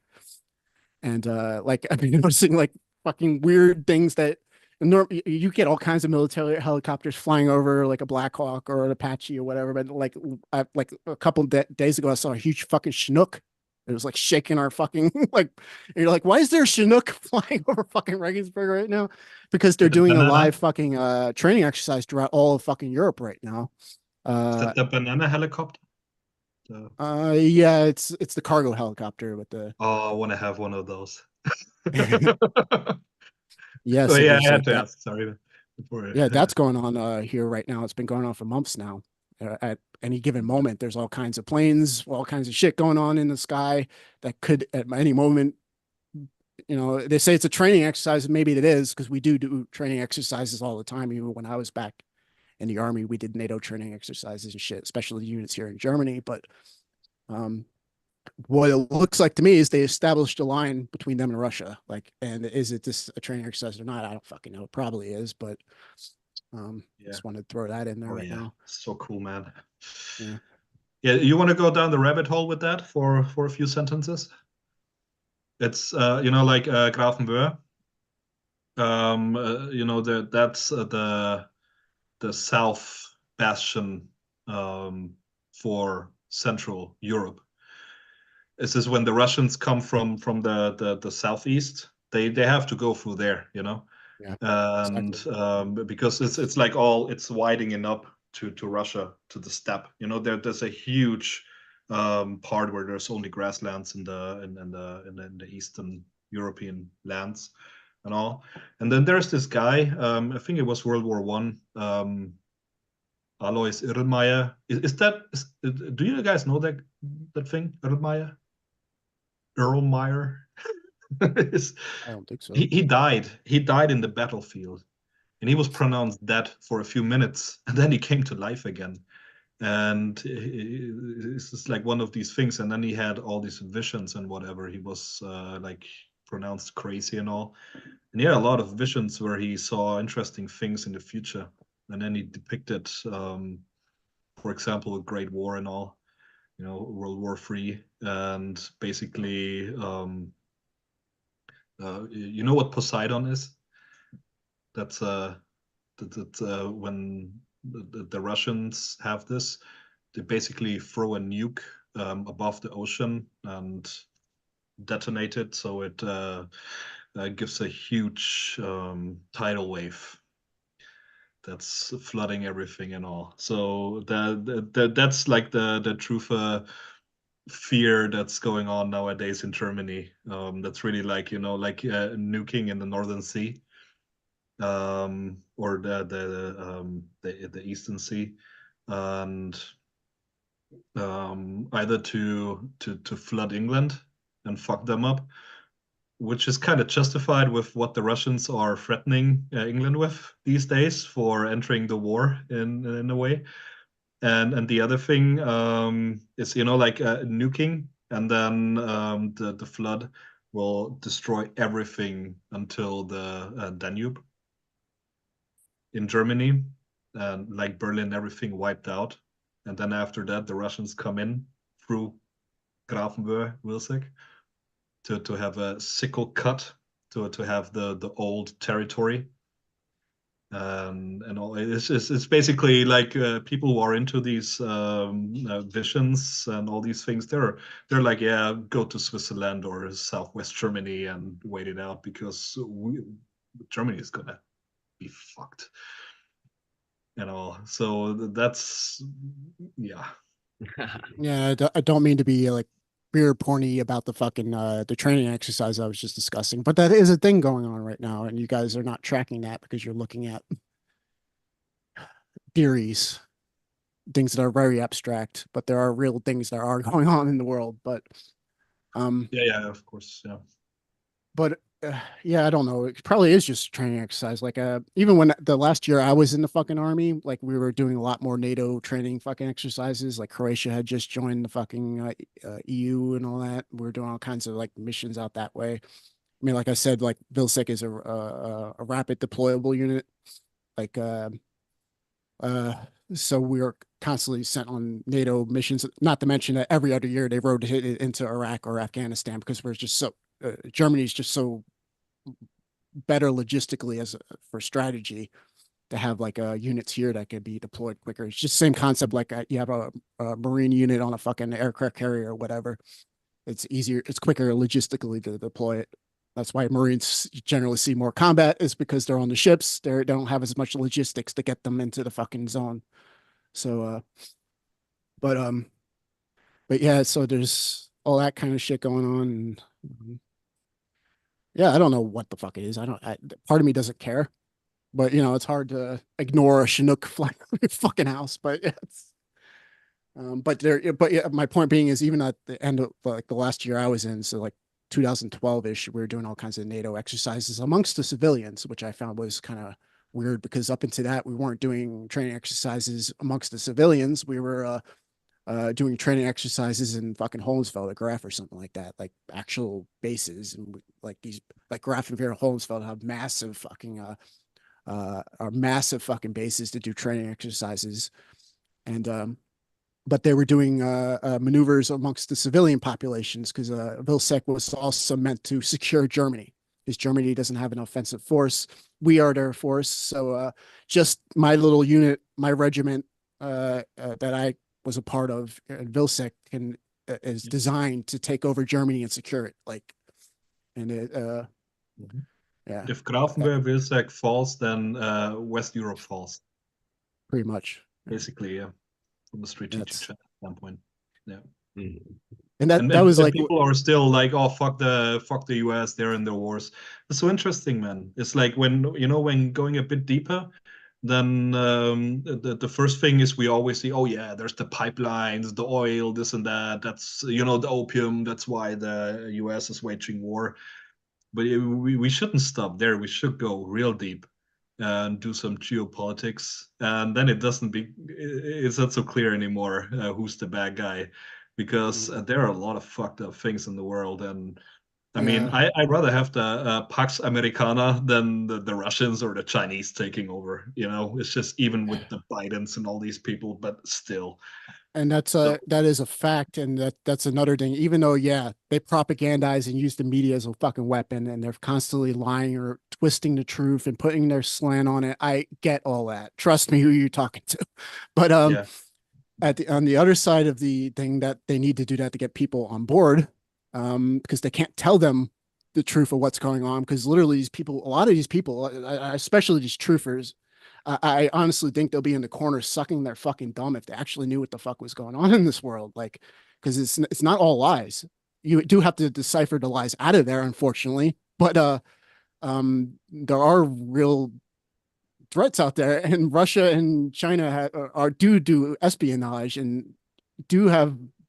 Everybody wants to be the world police because then you get to be the fucking top of the pyramid. Like, and even though there are other elements besides governments out there, you think in terms of governments, you're an old man thinking in terms of fucking nations, as the old network thing is, because it's a little more, the world is so fucking complicated at this point. It's not just the governments and their agendas.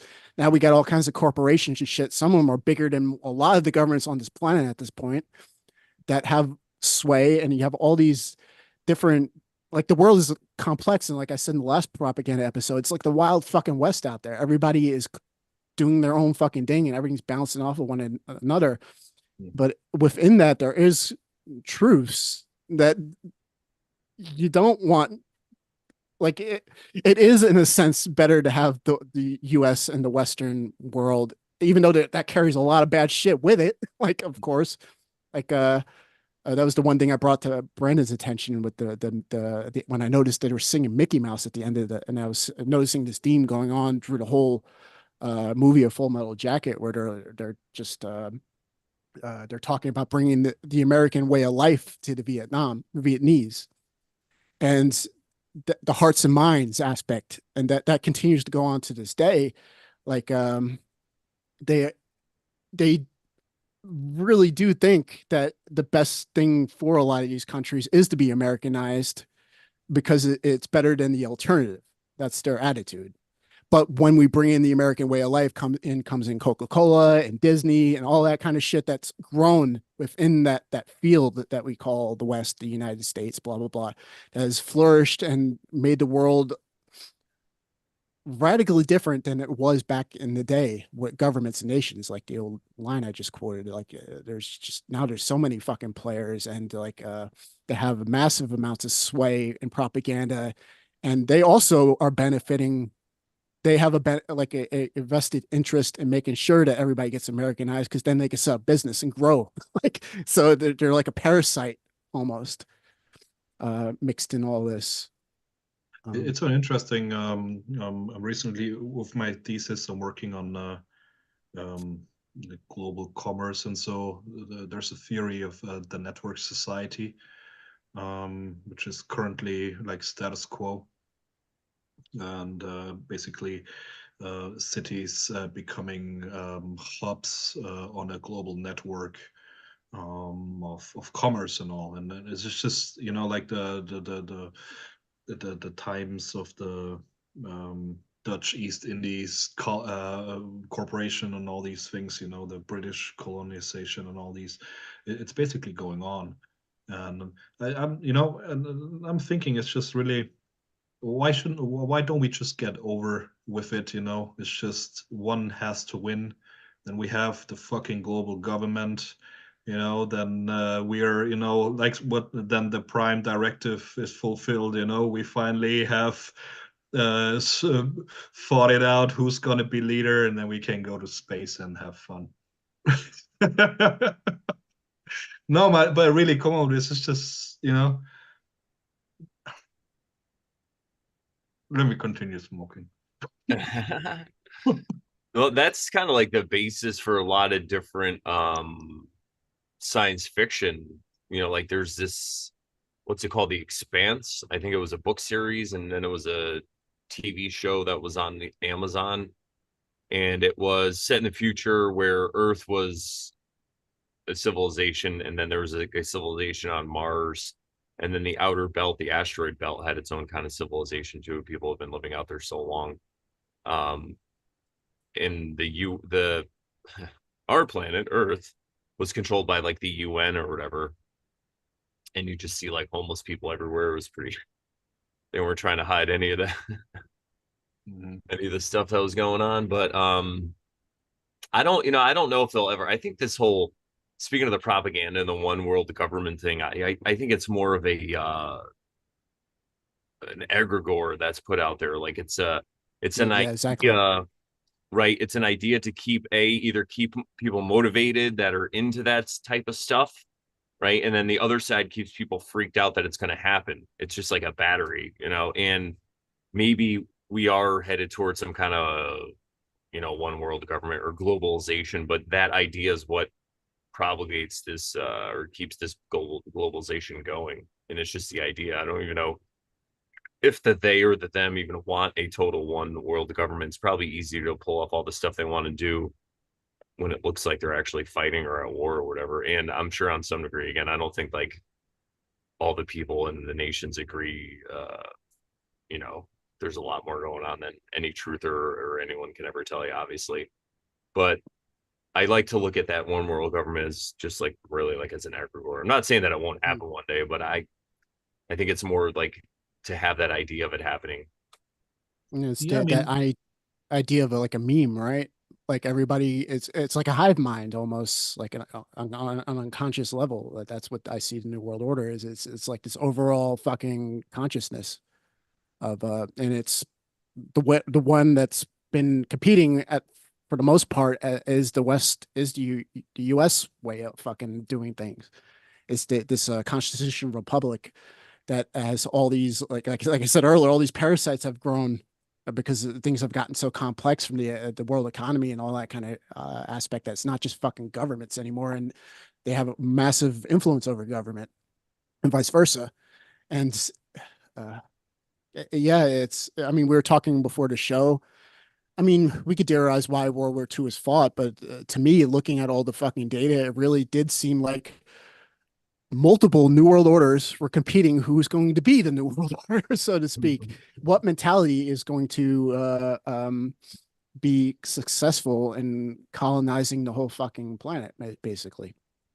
Um, and when Germany lost the war, we took a lot of their people and we took the best aspects that were part of that system and incorporated it into ours. Like absorbing what was the Borg like absorbing the fucking aspects of this new thing we've psychological operations we got that from the Germans, the modern fucking warfare blitzkrieg like I was talking about earlier, we do that from the Germans. Even our equipment, our helmets that we have in the Marine Corps, the Army, like they're the Wehrmacht helmet. They put like this little cover thing over it so we have our camouflage, but when you get it in boot camp or when you get to your unit, it's just this green Wehrmacht helmet. It's like the same fucking helmet that they used in World War II that the German soldiers used. And we just throw this little thing with our camouflage over it and then write our name on the inside. Like, but it's a Wehrmacht helmet. So we took all their best technology and military tactics and I even from my platoon sergeant, I have so many stories from him about what's really going on in this world that I've come to find he's right, like in a lot of ways. Like he was going on about like the U.S. the world has never seen such these war colleges that we have, that we send our colonels and generals and shit to, our admirals and all those high ranking fucking people. Like these war colleges that we have are some of the best military um, institutions that teach people military strategy that's ever existed in this world. And like my platoon sergeant used to say, because he was very like what we would be talking about, like history is kind of a lie because The winners. spoils of war. Yeah. Like whoever wins the war writes the history, so to speak. So they change the context, of course, make themselves the good guys and on and on and on. And how this context, because of this politicalization over time, the context keeps changing. So certain information starts to get distorted and this whole narrative begins to form. But my platoon sergeant used to say, no, at the war colleges, you don't have to worry about that because they're objective historians. What that means is they don't care about the politics, like, which is the main corrupting fucking philosophical fucking ideals, and fucking politics is what corrupts history over time. It's like playing fucking telephone, like when you're a kid and you're whispering into somebody's ear, and that when it gets down the line, the message is not the same. But in these war colleges, they preserve objective history because they need it to work. Like when they need to teach these people, and when they go into fucking combat or whatever, that they actually know what worked and what didn't work in history. So, like for instance, when war college is talking about like World War II, they don't give a shit about the Nazism aspect and the politics and the philosophy. They literally just ignore all that. They don't give a shit. They say on this date, this battle happened. Germany did this. The fucking Allies did this. This didn't work out. This was a failure here. This, like they're teaching our generals and colonels and admirals and shit like that, like actual history that's been preserved, and the whole idea of learning history so you don't repeat the same mistakes. Now, because history has been so fucking distorted because of all the politicalizations and shit that's happened over the fucking eons, like we don't really have a clear understanding of what history is. Brandon Sharon actually I think it was you actually, B, that put it perfect when you're talking about how history probably gets recorded, and use the corona as an example, and they'll actually say, well, this pandemic happened in these dates, but they don't tell you all the bullshit that was going on, but they're telling you what is on the surface level went down, but they're everything else is twisted about it. So, but what the military history in particular, that problem doesn't exist as much. Probably does to an extent, but you can't start politicalizing history and erasing it, because you need to know what actually happens to be a successful fucking military, to be a successful military campaign. So in that sense, it's like the most cold, objective genre of history that can be, because it's literally, they don't give a shit about the philosophy or about who won or who lost. They just look at it strategically, like, and this happened on this date, like, and yeah, he taught us that, which I've come to find makes a lot of fucking sense. And he also says something very interesting to us, and I told Brandon about this, is that he used to say to us, like, the United States, since its founding, has been in a conflict on average of every 7 years. Every 7 years. So every 7 years we just start deploying infantry, the Marine Corps, the fucking Army infantry. We start deploying these fucking people every 7 years on average to a different like combat situation, and we're constantly getting involved in all this stuff. And what he was explaining to us is that the people who run the system understand that if you're going to have the world's best military, they need to have experience. Like they can't just go through boot camp and training exercises and shit like that. You need at least your NCO corps and your higher ranking officers to have actual combat experience. And the US has that. It's something that a lot of countries, since especially World War II, have lost. The United States still has that. We always have an NCO corps that has wartime experience that has been deployed, that a lot of these guys have kills under their belt, like, and that's always the history of the United States up until today. And we have Marine Corps and Army infantry and special forces, all kinds of shit deployed in all kinds of little war situations all over the world right now. Like even like that training exercise I just told you, or like AFRICOM is here in Germany as well. There's like all these Marine Corps fucking units stationed there.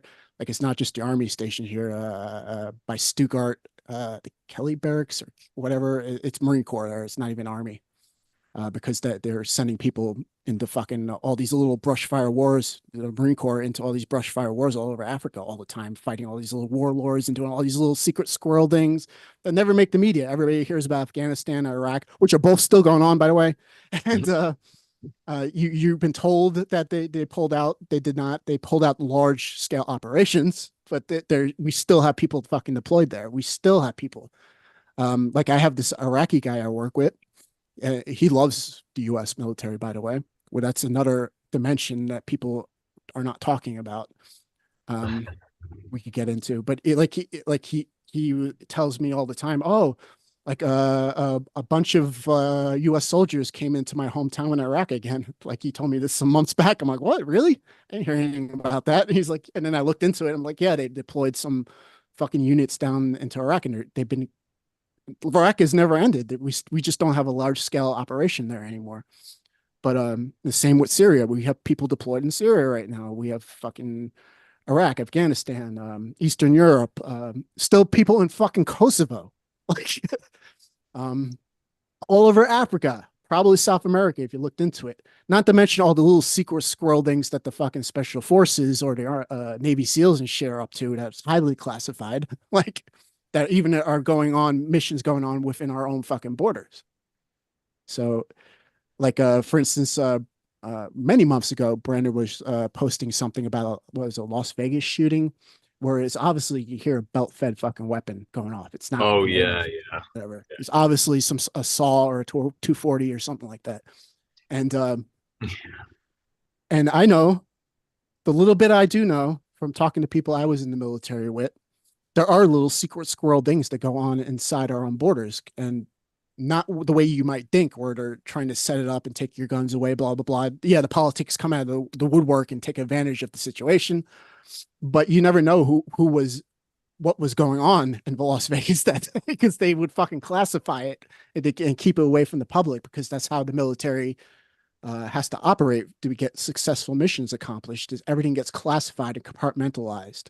And that's another thing where I don't think truthers are very educated in, or they wouldn't believe the things they believe, is that to pull off large scale fucking things, you have to understand how compartmentalization works and how classification works and how, and it's like you can pull off things with small amounts of people knowing, but when you have a lot of people that know, it's impossible to keep it secret and your mission will fail. Everything will fall apart. So,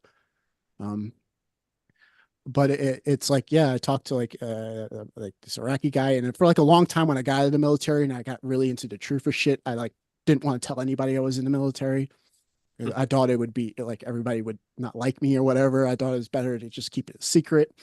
And there's many times where like I was working with like Syrians or something like that. I'm like, I'm not telling them I'm in the military. They'd probably blame us for fucking why they're fucking here.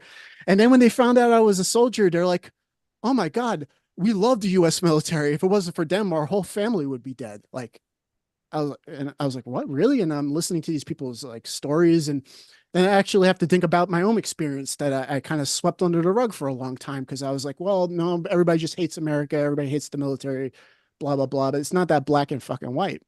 And I found that like the last year, like at my work, there's a lot of Serbians and Croatians and people from Albania and Kosovo. And for people that don't know, I had to kind of educate myself a little bit about it, is that in the late 90s, there was a legitimate fucking genocide that was going on in Eastern fucking Europe. And the 26th, whatever, of the Marine Corps was deployed into fucking Kosovo, as well as the 1st Infantry Division that was at the time stationed here in Germany were deployed over there. And I think it took them a few months to bring order over there because literally I know people, Croatians I worked with, that their whole family was wiped out. Like in that whole genocide thing.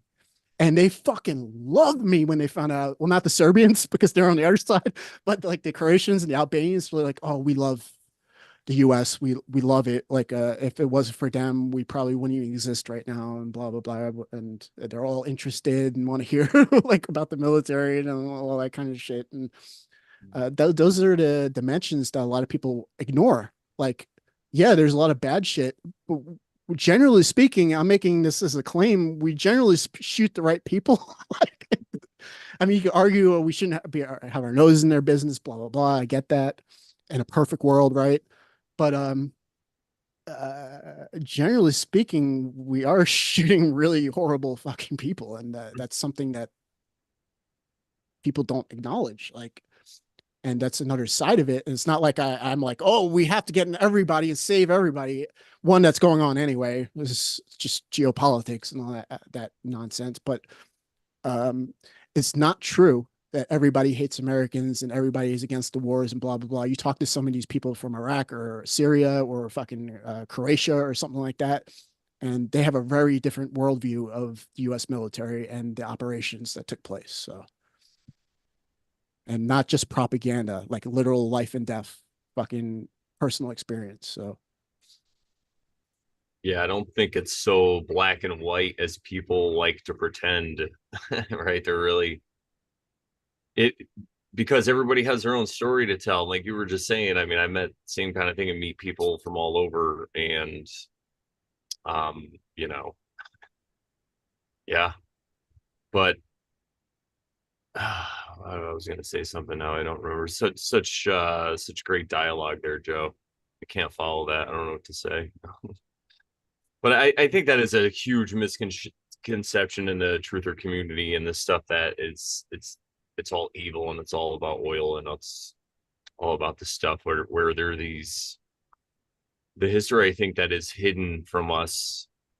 If we had a better idea of it, we probably would see the bigger picture of what's going on. I mean, because it really comes down to power. And if there's a place where there's a vacuum of power, if there's not a strong government, then somewhere like Afghanistan, you're going to get all these warlords, and it's not like they're any better or any worse. It's just like a mafia kind of situation, and probably even worse if you think about it, right? exactly, you hit it right on the nail. Like that's my experience is that certain cultures are not. I don't know how to put it. They're not sophisticated. They don't really have the highest level of consciousness, and in a sense, they live in anarchy, which just means they turn into warlord situations, like mafia rule. You're always going to have a government. If you don't have like a legit government, you're going to get a mafia rule. That's actually where the mafia came about. They were a government, like a shadow fucking government, and that's what you get in all these like third world fucking countries that are like Afghanistan wasn't. They weren't all around singing "Kumbaya" before we fucking invaded the country. Yeah, we invaded based on basically a lie. But when you actually start to do analyze it, and of course this is just my theory, but taking in all the information, what it looked like to me is that the Taliban was doing their mafia thing, and they held the world ransom with the heroin production because everybody's like, oh, they were just legit fucking Muslims. That's all. They just wanted to get rid of the heroin, blah, blah, blah, and blah, blah. I'm like, no, they didn't get rid of all the heroin. What they did was create like a huge supply and demand. They limited the amount of heroin that was worldwide available to juice the maximum amount of profits they could get out of it. And they were bringing the world economy to its knees because it's the drug trade. That's actually very interesting when you study like the CIA and stuff like that, because they'll openly tell you what all this drug trade shit is about. It's about the economy. Like they even say like God, gold, oil, drugs. Those, unfortunately, because of how our system has developed with the fiat currency and stuff like that, is a lot of the uh, call it currency that's going about is represented by the black market, like drugs. Drugs are a huge one. 80% of the world's heroin was coming out of Afghanistan, not to mention all the weed and shit like that. That's all you see when you're in Afghanistan. That's all they grow is opium poppies and fucking weed. That's all you see everywhere. And yeah, exactly. And it's pretty. If I had to make a guess at all the data I'm watching, I see that if they didn't invade Afghanistan, the whole world would have went down or spiraled out of control because they're losing control of a large amount of the economy. So basically, they overthrew the Taliban, established our friendly warlords, like they were friendly towards us at least, which is the same pattern we're playing just like in Vietnam when they're talking about like Cowboys talking about when he's getting interviewed. Like I'm not too keen on these people that were are on our side, I keep seeing them coming the other way around. Like I keep meeting them coming the other way. And it was the same thing in Afghanistan. Like these people we'd set up were just two-faced, like they play both sides. Like uh but it's like Afghanistan needs a warlord or it can't like exist because it's just such a fucked up culture. Like it's and it's the same thing in Iraq. If you analyze it, what was it about? It was about Saddam Hussein was about to start selling fucking oil and fucking euro, like which would have thrown the whole world into fucking chaos. So it's like I don't agree with these evasions necessarily, but I understand why they did them. Of course, they had to sell people, oh, it was just terrorism, which terrorism is a thing, by the way. It's not exactly like it's fake 100%. It's just that they harnessed it and utilized it for propaganda reasons. But like Iraq and Afghanistan, they're not singing "Kumbaya," and they would be like this peaceful fucking place if it wasn't for the wars. The violence is always there. It just shifted, and now we're involved in it. Like, but it's these places like. Or I used to hear stories where somebody I went through the police academy with, who was in the Marine Corps, and he got deployed to Haiti when he was in the Corps. Like because the same kind of deal. There was like all this fucking chaos going on down there. So the Corps they got sent down there to bring order and establish our friendly warlord. Like it's so yeah, it's just very the world is a lot more complicated than a lot of people want to acknowledge because they want like this cartoon version of the world where everything's just good or bad and we could point to the good guy, point to the bad guy, that's the bad guy, what you think you're good. Like yeah, it's like it's not that simple. And in my opinion, you kind of want to see the big picture. So now you know where to go with your life from here. Like it's about your spiritual time on this fucking planet. You shouldn't be worrying too much about what they're all up to because they're all playing their games to keep the system going, man. Which is I don't really hold a position good or bad on that because I do understand that if the system goes down, uh the amount of fucking suffering that will be on this planet. You think any of the world wars were bad? It's not even gonna come close, and we're probably gonna would wind up in an actual fucking war if we were plunged into that kind of chaos as well. So, yeah. What I see is really because you say cartoon, it makes me laugh because the end of Full Metal Jacket. Not to spoil it for anybody, but they're walking through a burning city at night and they're all singing the Mickey Mouse Club song, Mickey.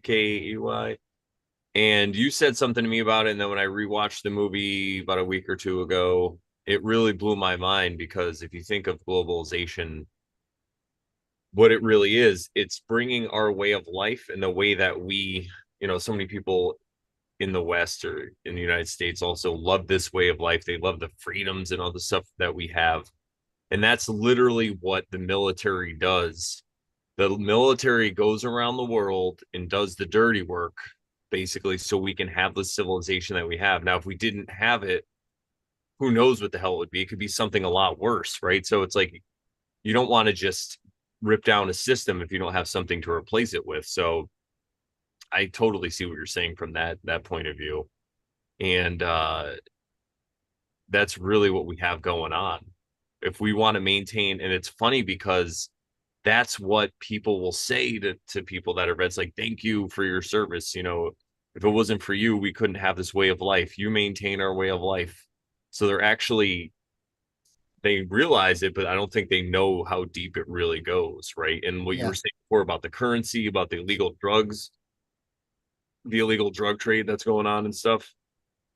This is just how a mafia or any government or any controlling body, be it a warlord or a king or whatever, this is how they maintain control through substances that are illegal and then the regulation of those substances and then maybe even the black market, selling of those substances. It brings me back to Dune, just in the fact that, on Arrakis, they had smugglers and the Duke decided to just get along with the smugglers or whatever. It's easier because their whole mentality in the Dune series is you're going to have smugglers anyway. You can't stop them.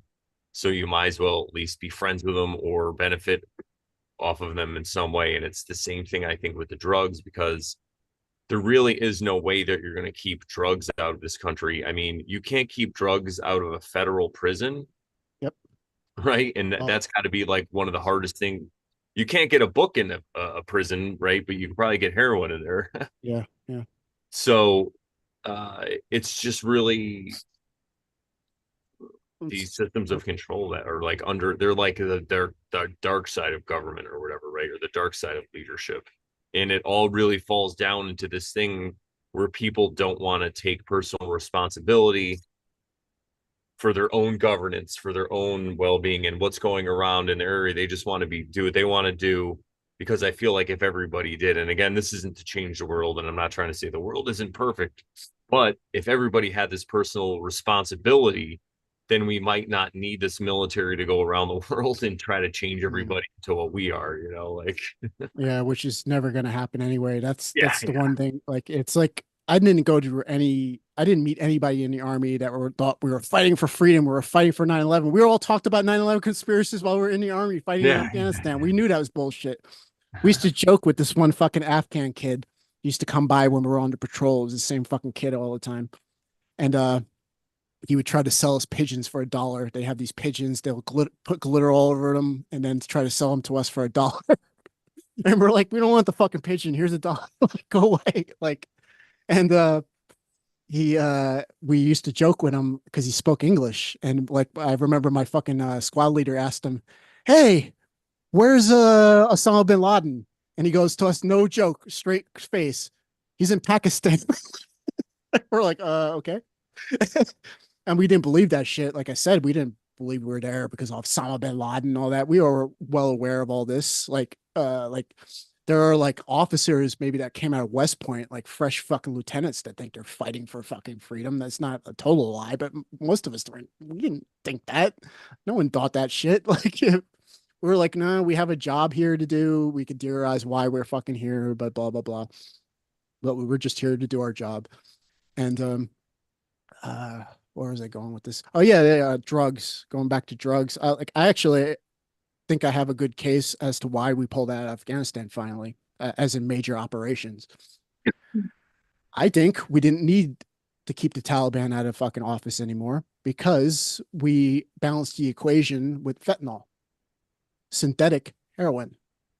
We don't need to grow opium anymore because from what I understand in the States now, you buy heroin and most of it's fucking fentanyl. yeah, like Synthetic who does opiums heroin made anymore? Heroin is so like, yeah. 2015. We're on to fucking fentanyl now. Yeah, yeah. That's a great point. Yeah, I honestly believe that they're like, okay, they looked at the math and they're like, okay, we think we have enough fentanyl now where we don't have to worry about the Taliban fucking doing some crazy shit with the opium poppies. It won't matter as much anymore.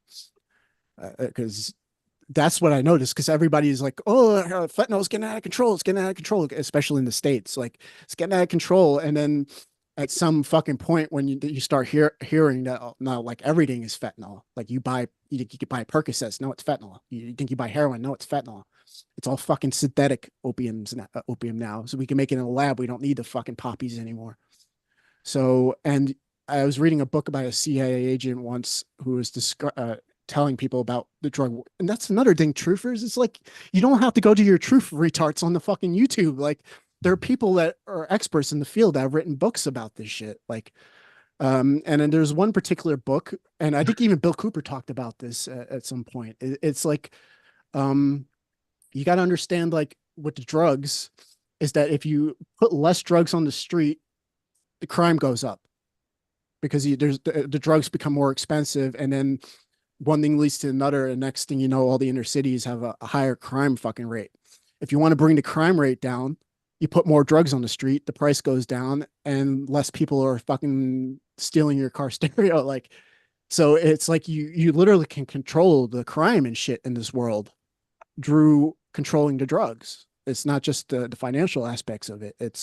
There is a method to the madness. Like, and that's why the CIA is involved in all these places that either grow coca or cocaine or fucking heroin or whatever. They're always involved in these places because they realize how important it is to keep the system going, both economically as well as the governments themselves. Because if the governments start losing control, that creates like populism fucking movements. Like, oh, the crime's so bad, we got to get this guy. Like if they want to control the politics and have control over the system, they have to control certain variables. And drugs are one of the biggest fucking variables on the planet. And it is like I guess I can't prove the fentanyl thing, like I just said. I just see a very strong correlation, like like a strong fucking pattern that we waited all the way until the fentanyl got to a certain point, and then we're like, okay, Taliban, you can have the rest of the country. We don't give a fuck. Like, I do mean, your thing. Like, one question: what would you guys think? Heroin is not the only thing that's made of poppy. Like all the anesthesia and everything for the medical purposes, and so I have no clue, but what would that be? Maybe the drug trade is even small compared to the pharmacy that's made of it. I don't know. It's just a wild guess, but it would play into your hypothesis that we don't need it anymore because we got the synthetic stuff now. You know, it's like we're more advanced and we understand the spirit much better, so we can reproduce it out of thin air.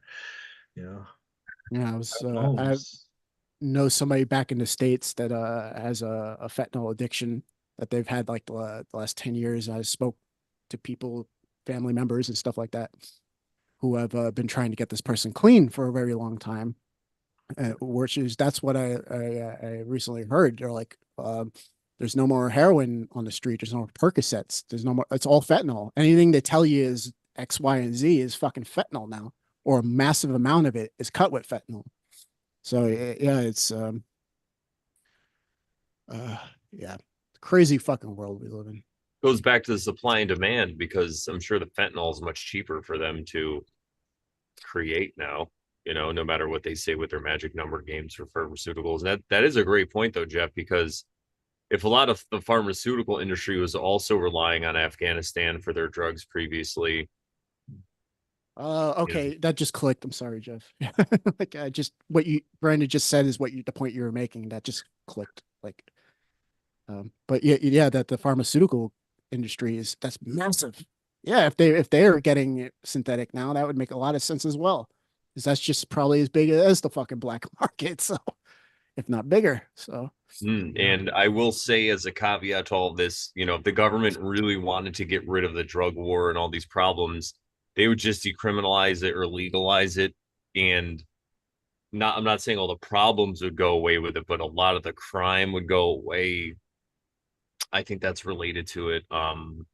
Because of that, you know, and again, these are all just ideas of how to change the world, and we're going to make it a better place. You know, I really try to come from the frame of mind of I work with reality, what is here, you know, what it is. These are the laws. It's not about the what ifs and all that stuff, but it's interesting to note though that that's one possibility that they could easily try. I mean, look at marijuana now, right? Like how it's basically legal everywhere. But I think keeping it illegal is such a smart move because then you have all this clandestine activity you could do and you could fund it with drugs as well, or however they probably just print their own money. I mean, they don't really need funding, right? Like That's the thing, right? I mean, we have like the central banks just printing money. Why would there need to be a illegal drug trade? Like, I mean, it's just all very polarized. Like, you know, like we don't think of the multipolar world how it is, that there's so many factions, you know. But I think what we are aiming at is to illustrate in a way that there are no simple answers. And yeah. well, I'll take that a step further. You're right. There are no simple answers, especially to the problems of the world. But is it possible that the world is that way on purpose? Maybe that's the thing, right? So many people want to change the world. Well, what if the world is fucked up for us to learn from it and to get experiences and to have some resistance so we can actually while we are here in this realm, in this incarnation, in these bodies, we can actually learn something, you know. I think that's really what it is. And the simple answer would be to just look within for the answers. Because I know I used to be like super anti-war. I used to write articles and I podcast a lot about it. And once I started to do more self work though, and wake up to all this stuff, that the my focus on that kind of went away. You know, my attention wasn't really taken up by that as much because I really saw. I don't know. I kind of, like I said, I saw that at the end of the day, everyone has their own struggles, and if it's part of it is being over there in that area, I think God would ever put them there for a reason. Now I could still tell people how my opinion and share it, and it comes through with my comedy and on my show and stuff like that, but it's not the main focus, I guess I would say, of it. Really, the main focus now of mine is do your own work. Don't worry, like don't worry about anyone else. Don't point the finger, just stuff like that. So, but I guess we could start winding this up because it's almost 5 o'clock here. We got about another 20 something minutes.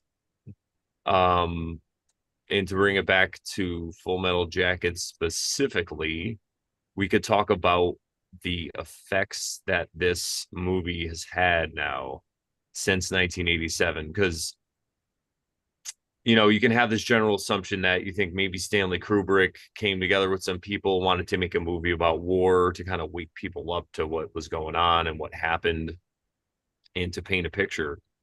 And a lot of people think it's like anti-war or whatever. But what Joe and I have noticed, and I'm sure Jeff notices this as well, but Joe and I spoke about this, but it seems that people glamorize that movie and people glamorize a lot of war movies, especially when they're young. Like I was saying, I think earlier in the episode when I saw this, I was like in high school, but I used to watch war movies even when I was younger, and I used to try to act that out. We would just play war all the time. So I feel like maybe what's going on is, and maybe even Kubrick was just trying to get an accurate representation of what was going on over there, because even when you hear the actors like the colonel, there's that really famous scene where they're in Vietnam and the colonel stops Joker and he's like, "What's up with this pin?" He's like, "You have a peace sign and then it says 'Born to Kill' on your helmet," and he goes into this whole uh whatever explanation the colonel does about how we got to keep our heads down till this peace craze blows over. Like it's like right now everyone's not into it. They were into it for like World War I and II and Korea, but for some reason they're just not into it right now. But we just got to keep our heads down and it'll blow over. Don't worry. And he also talks about maybe globalization kind of or what the military's job is to do in certain areas. But I guess that's with any piece of art, that's really what happens. The interpretation is left up to the person. And because of the society we're raised in and the way we're raised, I guess it often ends up getting glamorized. And then people actually join the Marines because of the movie. So people think it was an anti-war thing and it was going to stop people from joining. But I think more people join because of that. And I'll even go on to say and add this in too before we open it up and talk about it more. But Joe was talking about how his drill instructors were saying, who's the most like Gunny Hartman, and I feel like every drill instructor was trying to be like Gunny Hartman from Full Metal Jacket. And I was thinking more, and I was like, I wonder if drill instructors could have even been different before that, but now they all model their behavior exactly on him and his portrayal of this. Like what was it like before that? I mean, a lot of people have said it is pretty accurate, but I'm just wondering if it would have changed slightly or if it just stayed on course solely because of this movie. Like that would be pretty mind blowing because you have this piece of art that highlights it and shows you how it was. So now you can point back. So if they change it, people can go, "Oh, this was what it was." It wasn't like that. Whereas before, you just had stories, right? You had people telling their stories at boot camp and stuff. So, but yeah, I'll go to Joe first, because we talked about this. So, like, what do you think about the movie's impact? On Yeah. pop culture. Yeah, I mean, it goes back to, I don't remember if it's the first episode us three did or the second one, but I was basically explaining that, okay, you have a piece of propaganda, right? You have an intention behind this propaganda. You have a certain programming you want to go into consciousness. The problem is that there's so many different programs going on simultaneous. So even though you put that propaganda in and say somebody like me or Brandon or Jeff can look at it and see the message to say Kubrick was saying and that we're fighting for corporations and they Americanize the world and blah blah blah, and showing those aspects of it for people who don't have that, I guess call it programming, that consciousness. It has a different effect on them, and under a possibly and even unconscious, like an effect you didn't want. But because people have certain fucking programs, certain levels of consciousness, they're taking in different fucking things from the propaganda you put out. So even if you had the best intentions, let's say Kubrick did have the best intentions, and this wasn't like a layer to actually get people into the service, but which say hypothetically he just had the best intentions. It is going to play out on different people on different levels, and the things are not going to play out the way you want it to play out.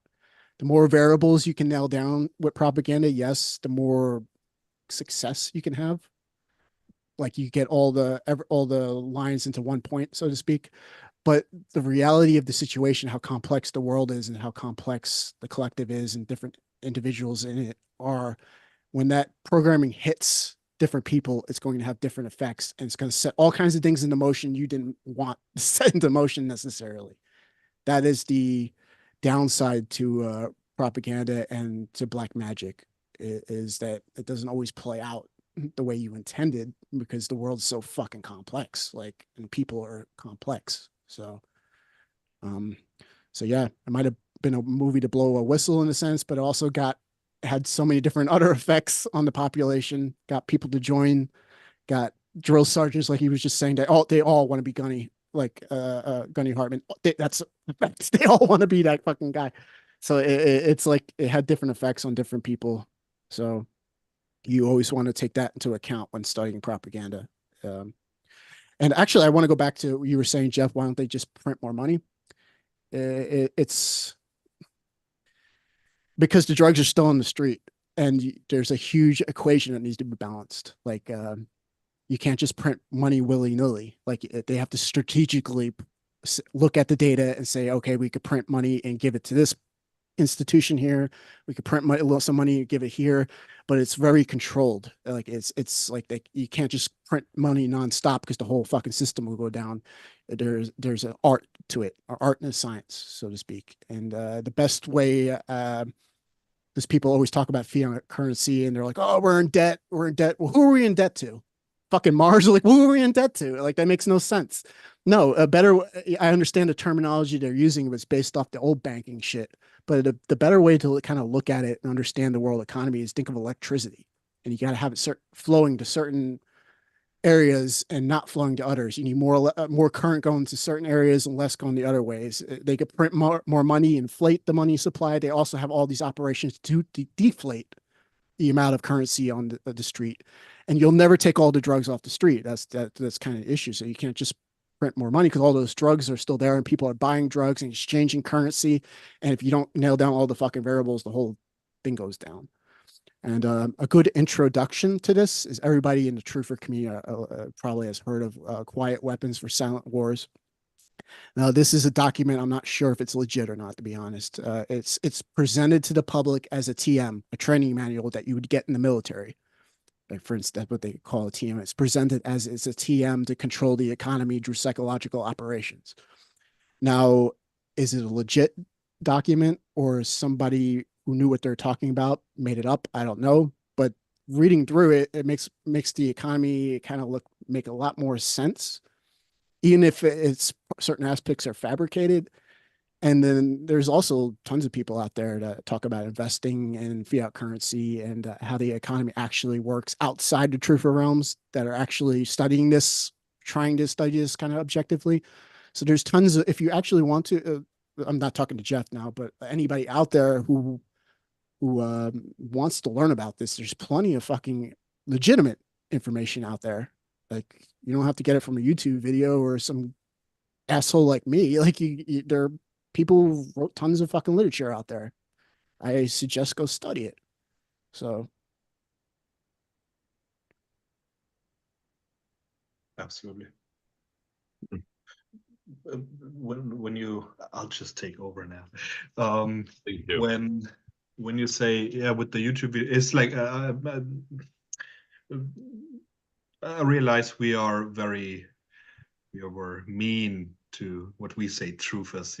I think we should put it in the right context, because everybody who is willing to look into truth and is starting to think, definitely is a soul one. It's just maybe this is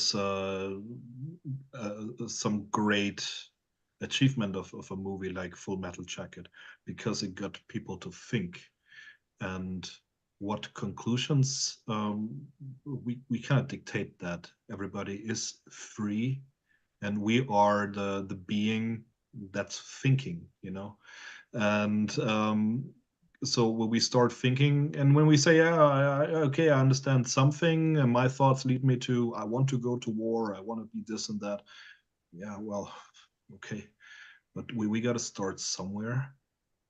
And I mean, I was thinking, like the whole time now, like, what is present, what parts of the movie.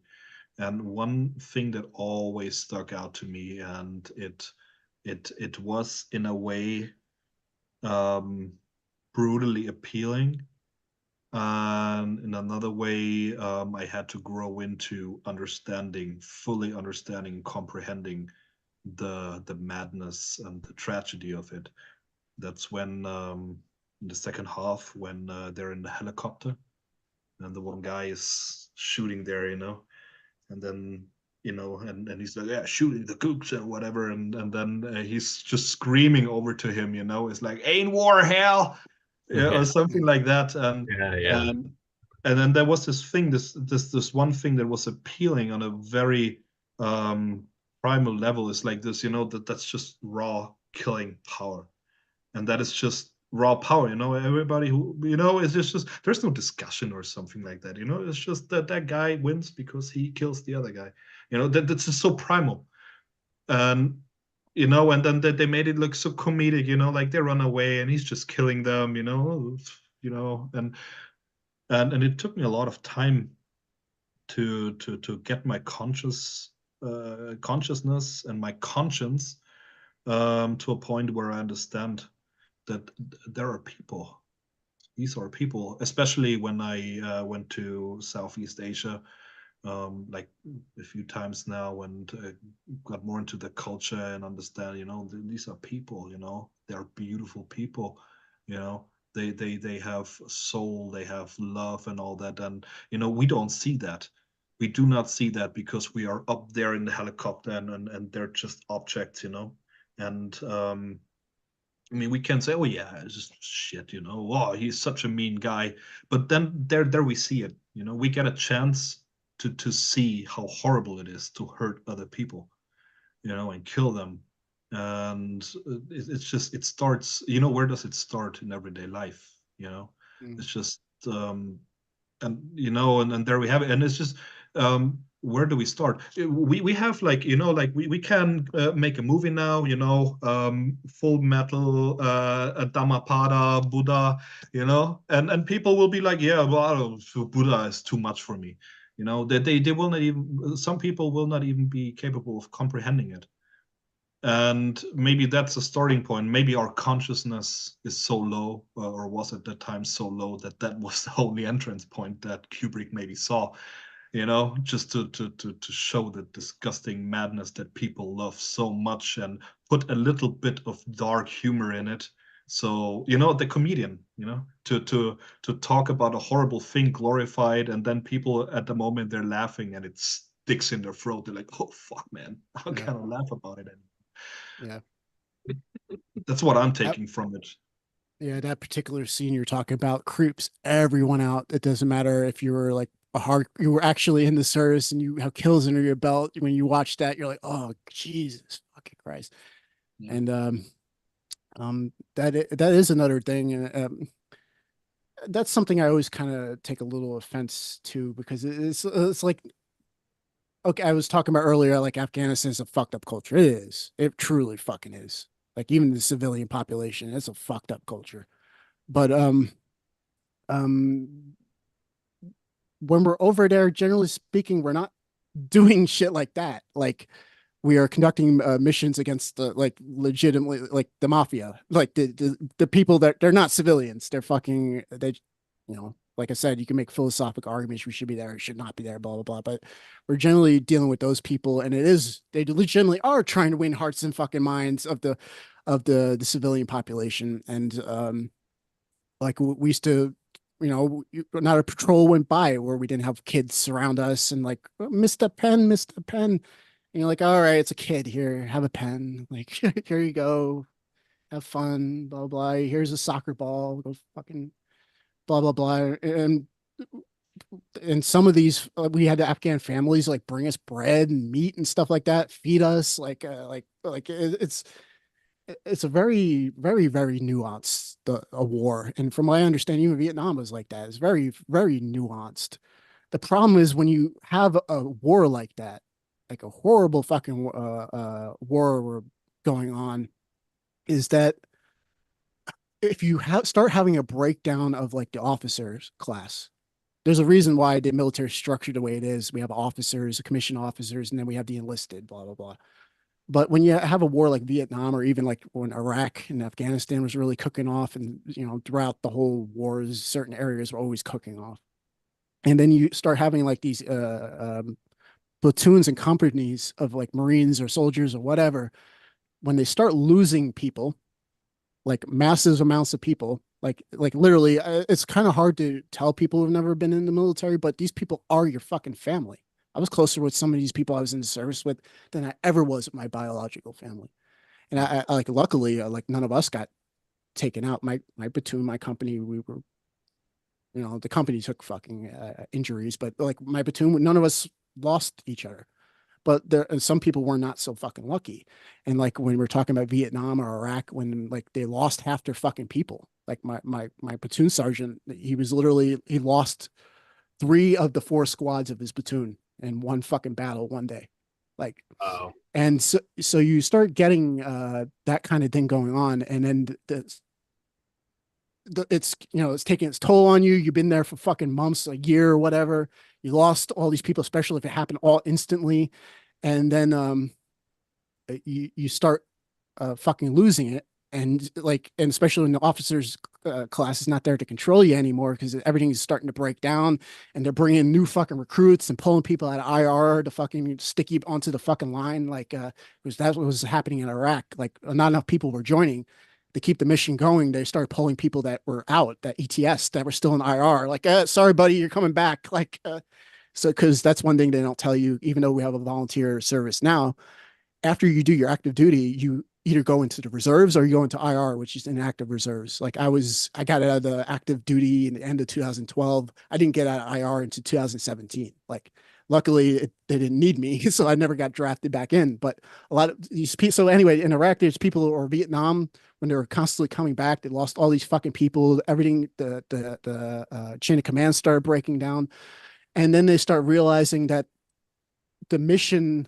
is what it got their people killed. Like, for instance, I know one story. Of course, wouldn't mention any fucking names, but I was told about this, that when they lost half their fucking platoon, and they knew exactly where these insurgents were hiding in Baghdad or whatever, they knew exactly where they were, but the orders were, because that's another thing. You think this came down for higher up? No, they're higher ups all about hearts and minds, man. Like they'll sacrifice you a whole fucking platoon if they could save one kid, and that's no fucking joke.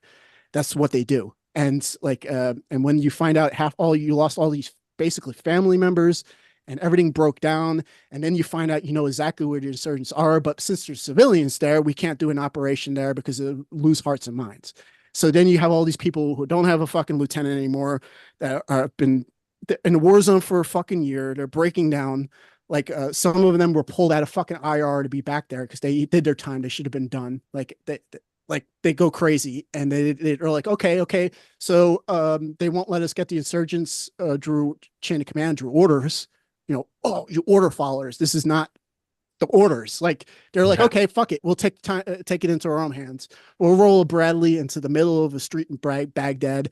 We'll get somebody on the gun. We'll do what we call they used to call it the flower of death. They did 360, took out everything in a circle, where they knew the insurgents would come in. The remaining of the squad would come out of the Bradley, go in there, put the bullets in the last fucking in the heads of the people that were in there. Like, and it's really fucking dark.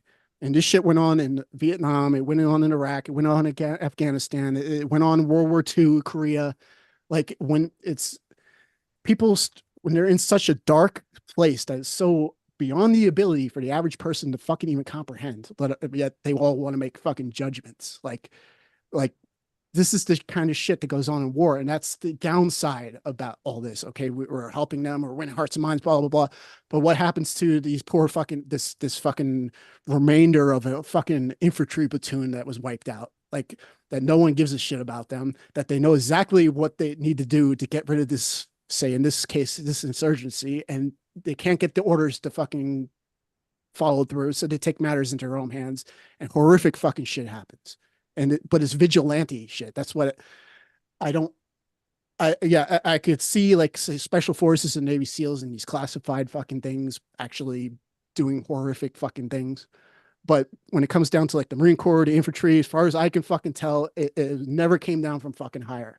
Like these horrible things that would happen, people just went insane. There's no one there to fucking manage them properly because the fucking chain of command broke down. They're fucking crazy. Like the guy on the helicopter. Like that's horrible. It did happen. And shit like that. It's a war, man. Like it's just so fucking nuanced and it's fucking horrid.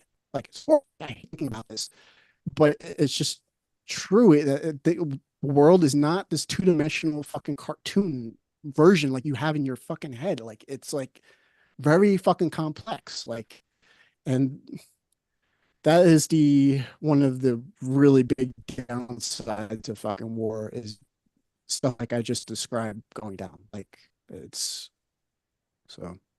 Yeah, But yeah, people. if I could reach one person what I just said, that would make this whole episode worth it.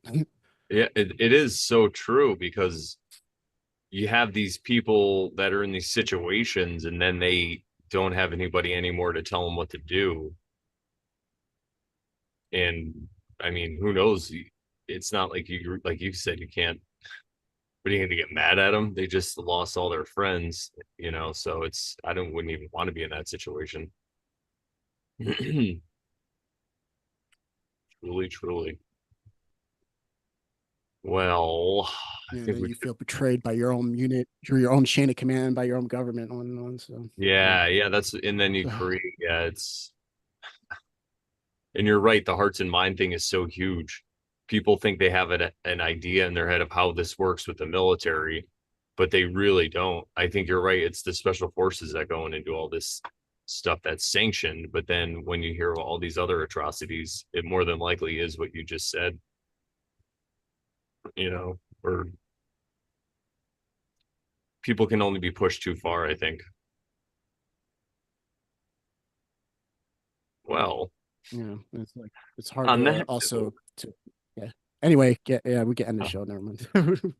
Other no, topics. I'm just kidding. But yeah, I was gonna wrap up the episode anyway because we're right about almost at 5 o'clock. Anything you want to add there, Jeff, before we get out of here? I think we will have many more episodes with many more topics. Yeah. Yeah, it's just heavy. It feels heavy now because Yeah. it should be heavy. I think nobody should think about war and get a boner. I think No, I we think you should have to have that understand much all the nuance. decency. Yeah. Yeah, I think we Yeah. should have that much decency to understand that we are going out there for.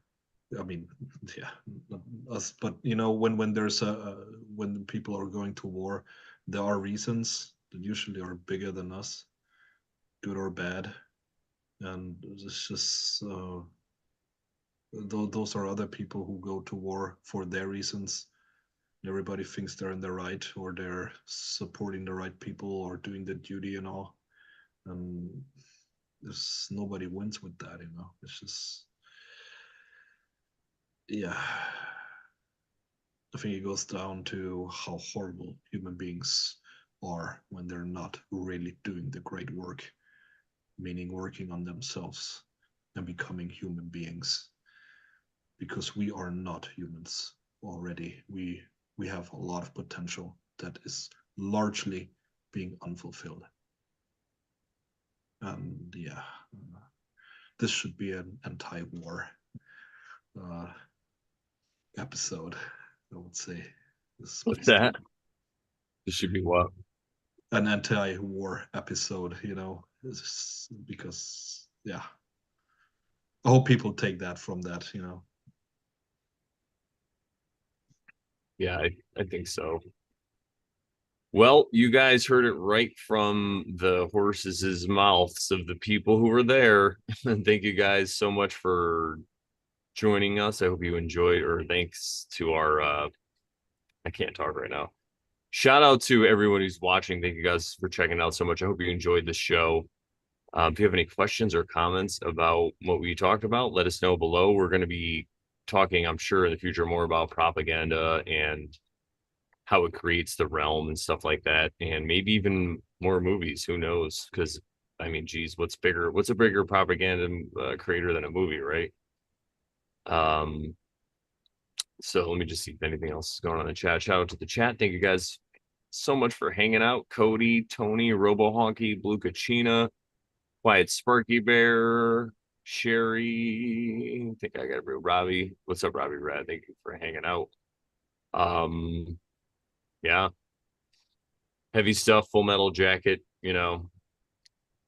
it's one of those things that I guess is going to make you think. And just like Jeff said, I think it sums it up perfectly. It's like when humans aren't doing the great work, which is just working on yourself, then you really don't know where you can end up. You might end up in a helicopter shooting at poor Vietnamese people because you're just unchecked and it just has gone that long.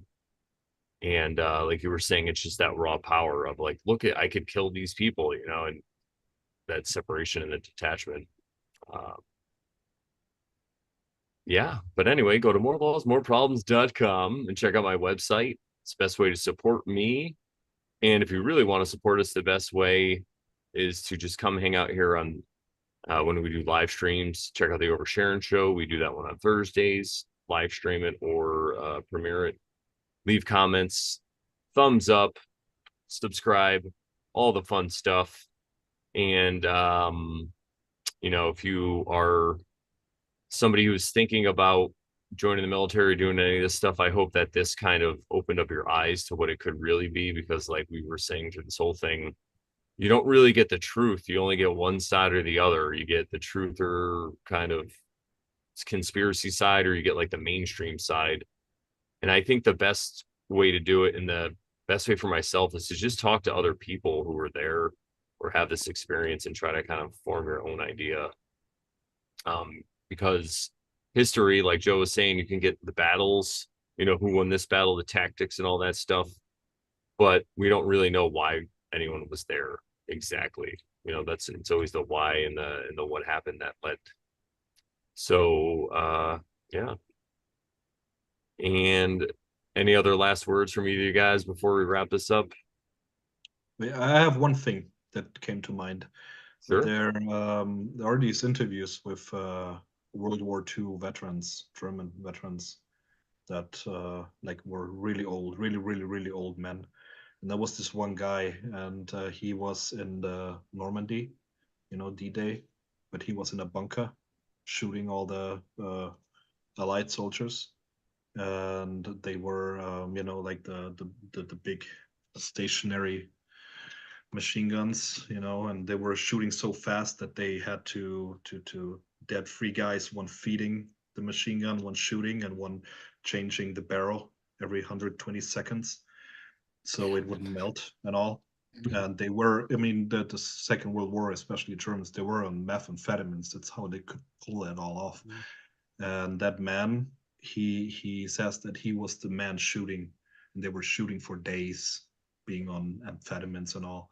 And he said he in his estimation, he killed thousands of other men. It's his estimation, what he feels, and you can pull it up on YouTube. And he is a broken man. he is a broken man, and he is not happy, not about one life that he took. It's just these stories. It's just horrible. It's horrible when you look into the eyes of these people. And yeah, or Ernst-Jünger and all. I think we should make a second episode about the anti-war movement and all these things, and yeah, especially from the German side and all. Very interesting. I'm down for that. That'd be interesting. Yeah, same. 100%. Well, thank you guys again for making time to come on the show, all the way from Deutschland. I remember I learned when I was in the Marines that Germany wasn't called Germany because I was in Italy and I was looking at a map and I'm like, what the hell is Deutschland?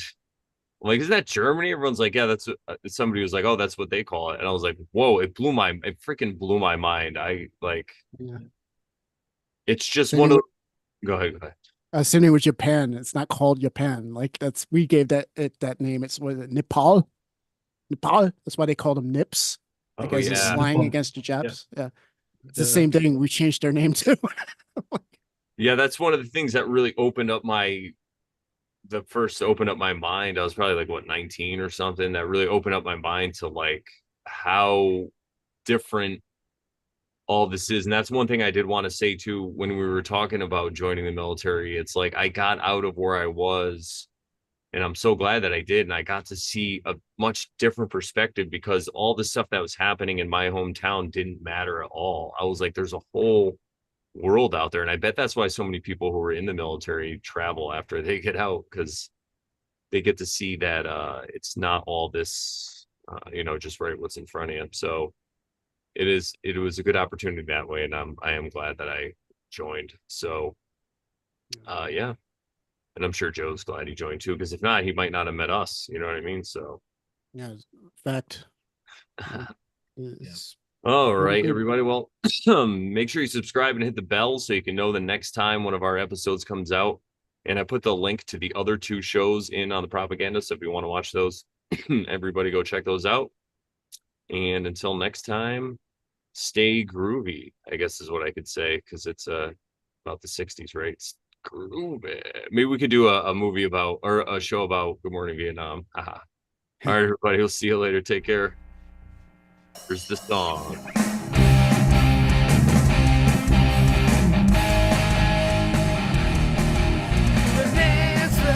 Bonanza, we're hanging out. It's the Brandon Bonanza show. Bonanza,